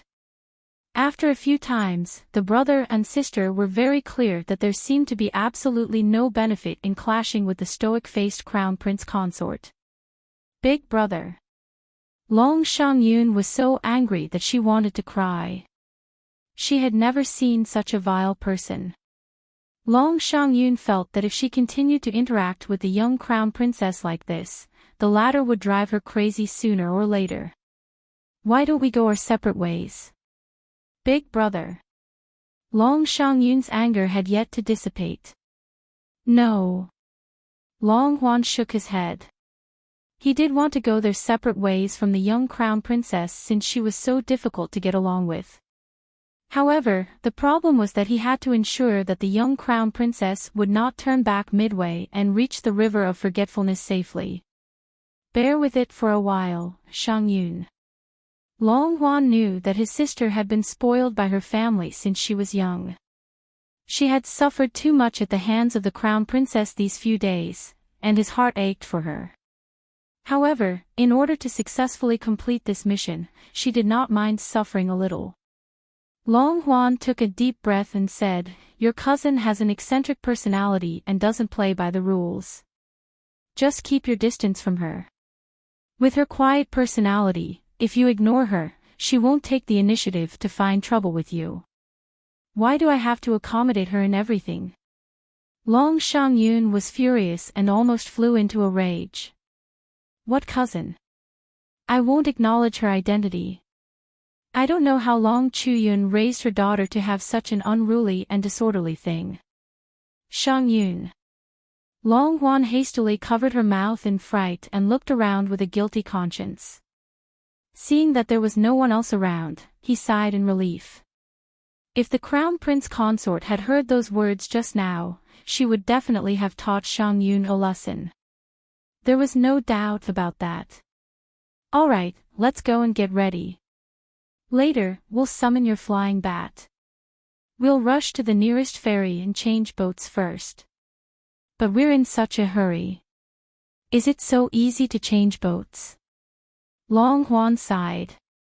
Let's take it one step at a time. Right now, he was also extremely anxious. Truly, the road to happiness was strewn with setbacks. If he wanted to bring the crown princess back to the river of forgetfulness, why was it so difficult? After the little crown princess looted everything in the room, she followed the 100 people from the Phoenix clan to the deck. At this time, the water on the lower deck had gradually spread to the deck, and the whole hull was tilting to one side. The ship is sinking. Long Shi turned to look at his sister, Long Xiangyun. Xiangyun, summon the flying bats. Yes, big brother. Long Xiangyun waved her hand, and an enormous bat that blended into the night appeared before everyone. Go. Long Yun waved his hand, and the Dragon Clan clansmen carried the boatman and jumped onto the back of the flying bats. Brother, come up quickly. Long Xiangyun stood on the back of the flying bat and looked down at Arbor's group on the deck. She snorted. Long Huan cut open a few partitions in the cabin and quickly placed them into his inner world. If his inner world wasn't so small, he would have placed a few more partitions. Hearing Long Xiangyun's voice, Long Huan agreed. He then glanced in the young crown prince consort's direction. Seeing that they were still standing motionlessly on the puddles of water on the deck, he warned with a frown, "Cousin, the ship is about to topple over. You should also quickly summon your flying beasts and follow us to the nearest ferry. There's no need for you to worry."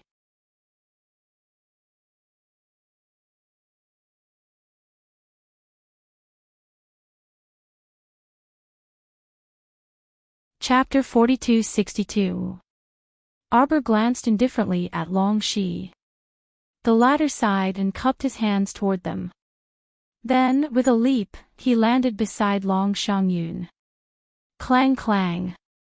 When Long Shi heard the intermittent zither sounds, his expression suddenly changed, and he urged Long Xiangyun to hurry and leave.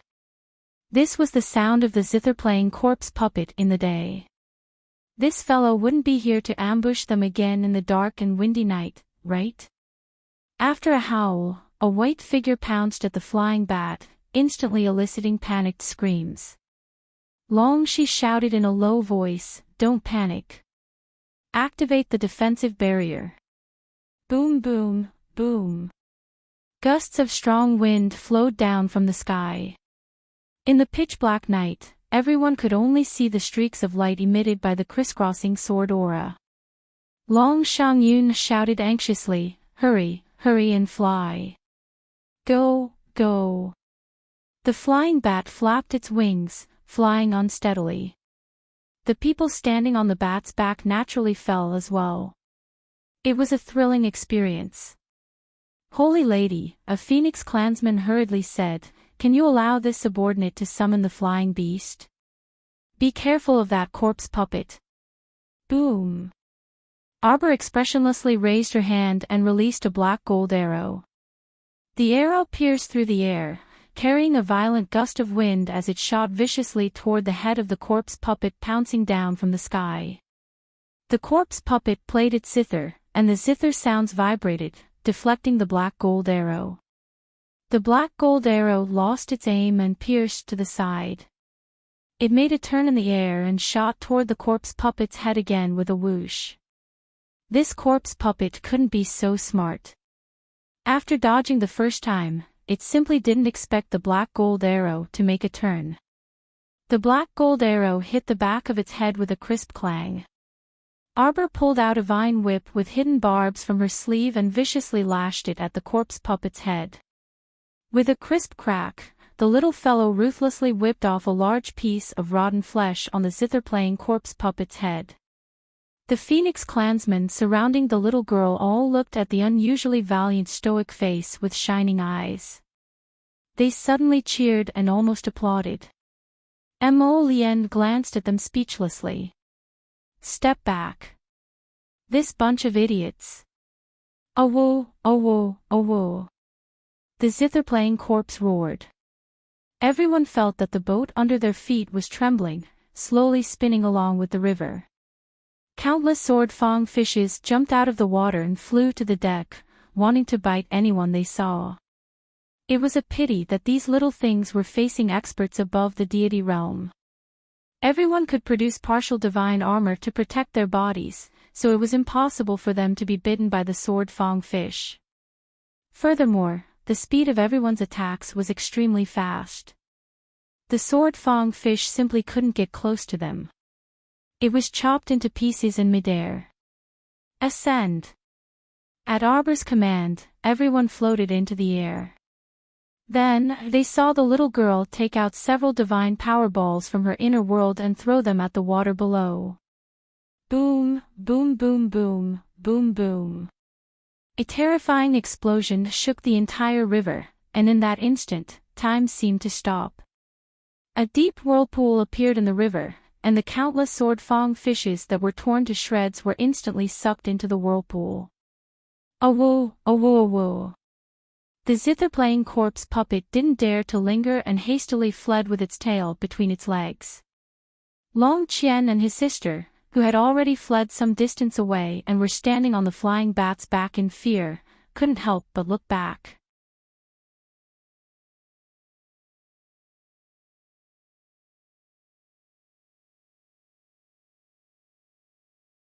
Chapter 42-63. Against the backdrop of the flames, thick smoke billowed up, as if the river water had been ignited and boiled. The momentum was a little frightening.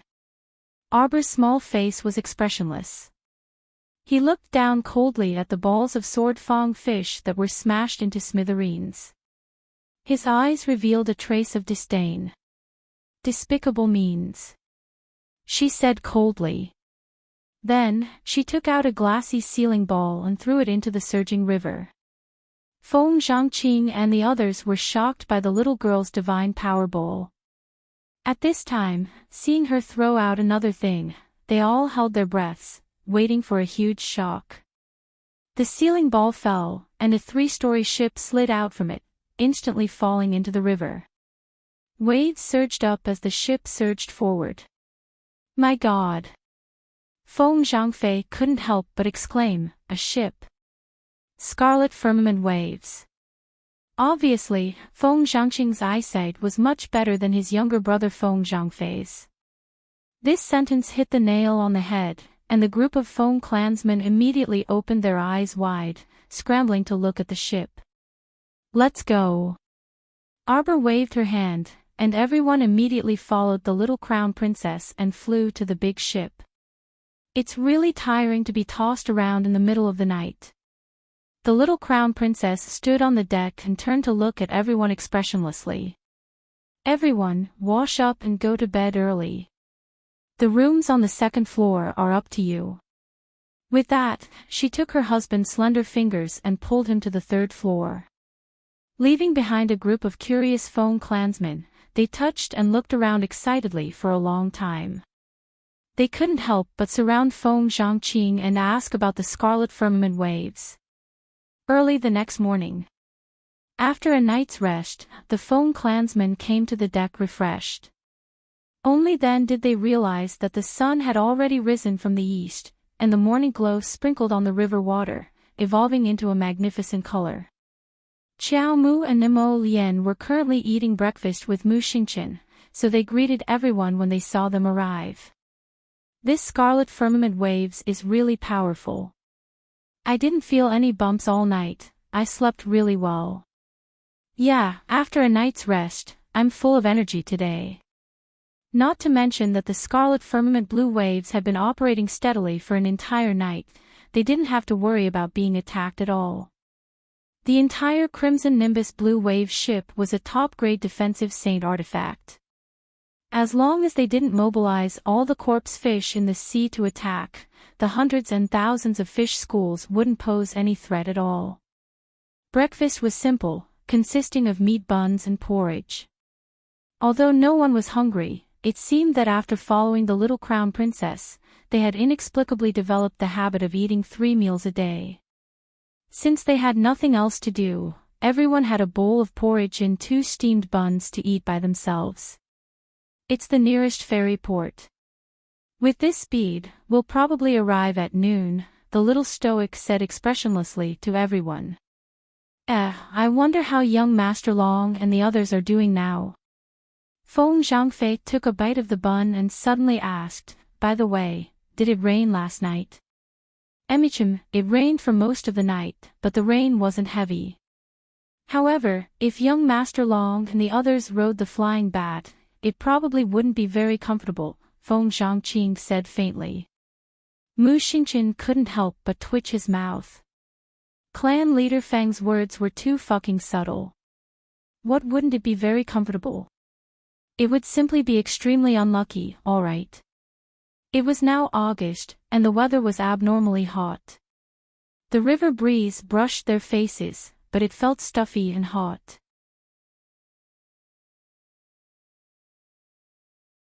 You're tuning into the Love Lore Library YouTube channel. We're so grateful for your support, and don't forget to subscribe to join us on this incredible journey through captivating stories. Your generosity through donations truly makes a world of difference, as it's the primary source of revenue that allows me to expand and enhance this channel for you. Thank you from the bottom of my heart for being a part of this adventure.